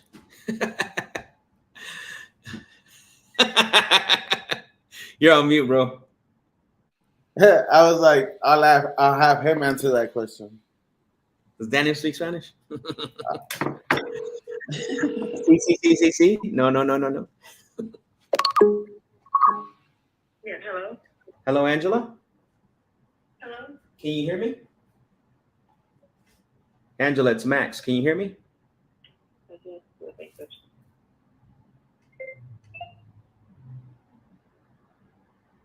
Hello, Angela. Can you hear me? Oh, okay. Sorry about that earlier. I came back on the line and I think my phone got disconnected or something. I apologize. Yeah. Okay. What we're gonna do is we want to do a little bit more homework on this just to see where we're at as far as the one lump sum, and then I definitely want to give you a call back once we figure out where we're at with this. So that way, we have a better answer for you. I know my underwriting team, just informed me of that. We're gonna do a little bit more homework and then go from there. Okay. Does it look like y'all be able to buy it or no? So one of the things that they're going to look at to see, because obviously we're a full real estate solutions company. So some properties we buy as rentals, keep them, which we can pay a lot higher. Some other properties, obviously we buy them to fix them up and flip them, which we would have to buy them a lot lower. And then there's some other ones where we would just pass on to, another, because we have a large investment network. So we would pass it on to our other associates, investors that we work with. So I don't know what they want to decide on this based on that, right? That's why they wanted a little bit more time because they got some other files and stuff. But I definitely want to give you a call back with an answer for sure. So how long will it be when I hear back? If I don't call you back today, it'll be tomorrow at this time as well. Okay. Okay. Okay then. Okay. All right then. Sounds good. Thank you, Thank Angela. you. Take All care. right. All right. I feel bad for her, but Yeah, she's not there. tomorrow. Huh? Yo, we just let her know later today. I mean, cause Yeah, she's in a bad spot, bro. yeah, and the thing is that if her interest rate was lower and her payment was lower, then obviously like that would be a way different situation for her. For us to be able to still give her a little bit more, be able to still take care of them with the relocation and still cash flow. But I mean that's not in the cards. Yeah, bro. It's And the thing is too, right? Because this is a situation where some people, even them, right? They're like, "Well, I'm gonna just wait on the market," but I mean, the reality is they're gonna have to pay 10% of whatever price they end up like selling at. So they're gonna have to write a check. you know how much the rents are in that area, bro? I told you like 1350 or 1330. $1,000. Oh, really? Is that what you got? I mean, Damn. that's what I'm seeing on rental meter, bro. Oh, okay. Yeah, I think my search was way too far out. Yeah, so low end 991, high end 1,050, bro. You put two, 1.5 because there's no Yeah, two. yeah. Yep. Yeah. 2, 1.5. What's your look back? What do you usually put? Sorry, I did sorry, I had a 1 bedroom, not 1.5, 1 bathroom. So now I did a 1.5, and it was about 1,300. You're right. 1300. Yeah. So way below they want. The only thing this would work is as a short term rental or Airbnb, but you got the situation with the HOA. You know what I mean? Correct. So next, where's Daniel at? Is he asleep?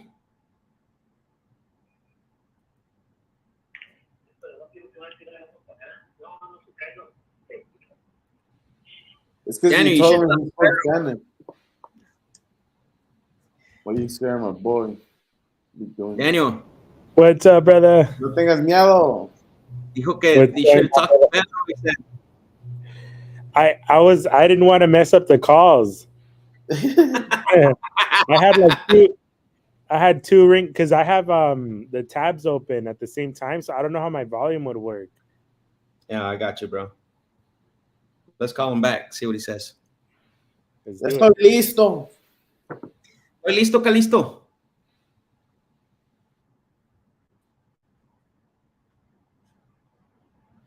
Compa, Pedro, véndeme esa casa.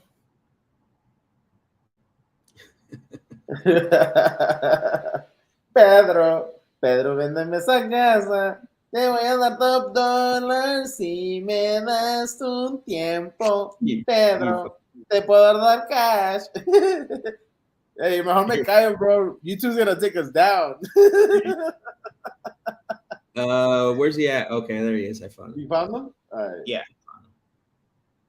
Bro, start with that song. You close it. Pedro. Oh, man. This is a contract right here, bro. Spanish.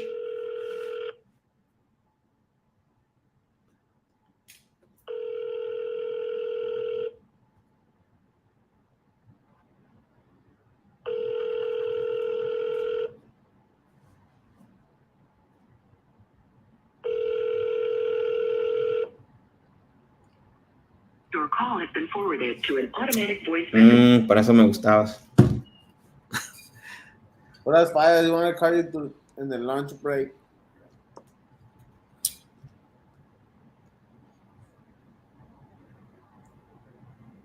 Yeah, you can hear it in her voice, huh? She's like, when is that gonna like sellers don't typically she knows, man. They know they're in the pickle, and again, it's one of those, right? We're trying to problem solve. It's at the end of the day, and you got to think of alternate routes, but it just.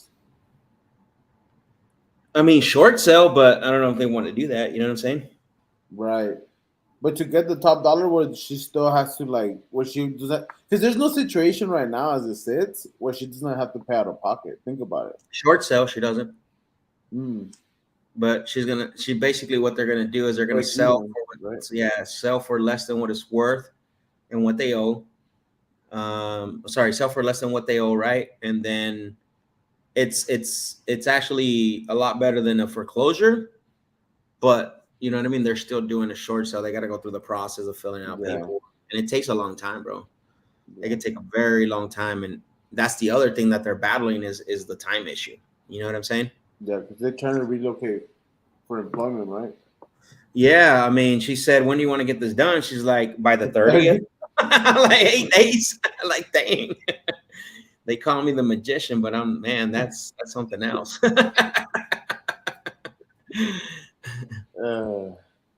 that is something else.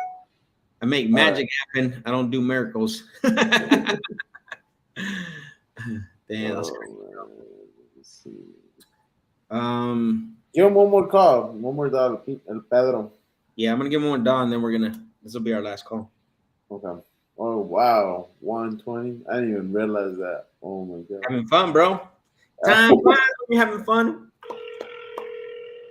Every day's gotta be like this, except for with contracts, though.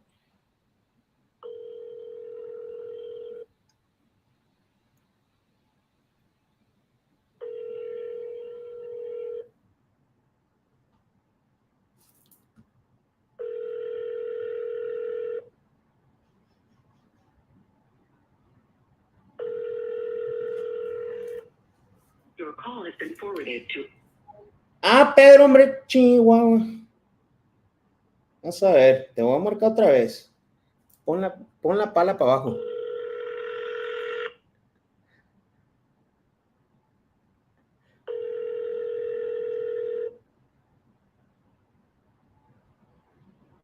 I think he wants to see if you're legit.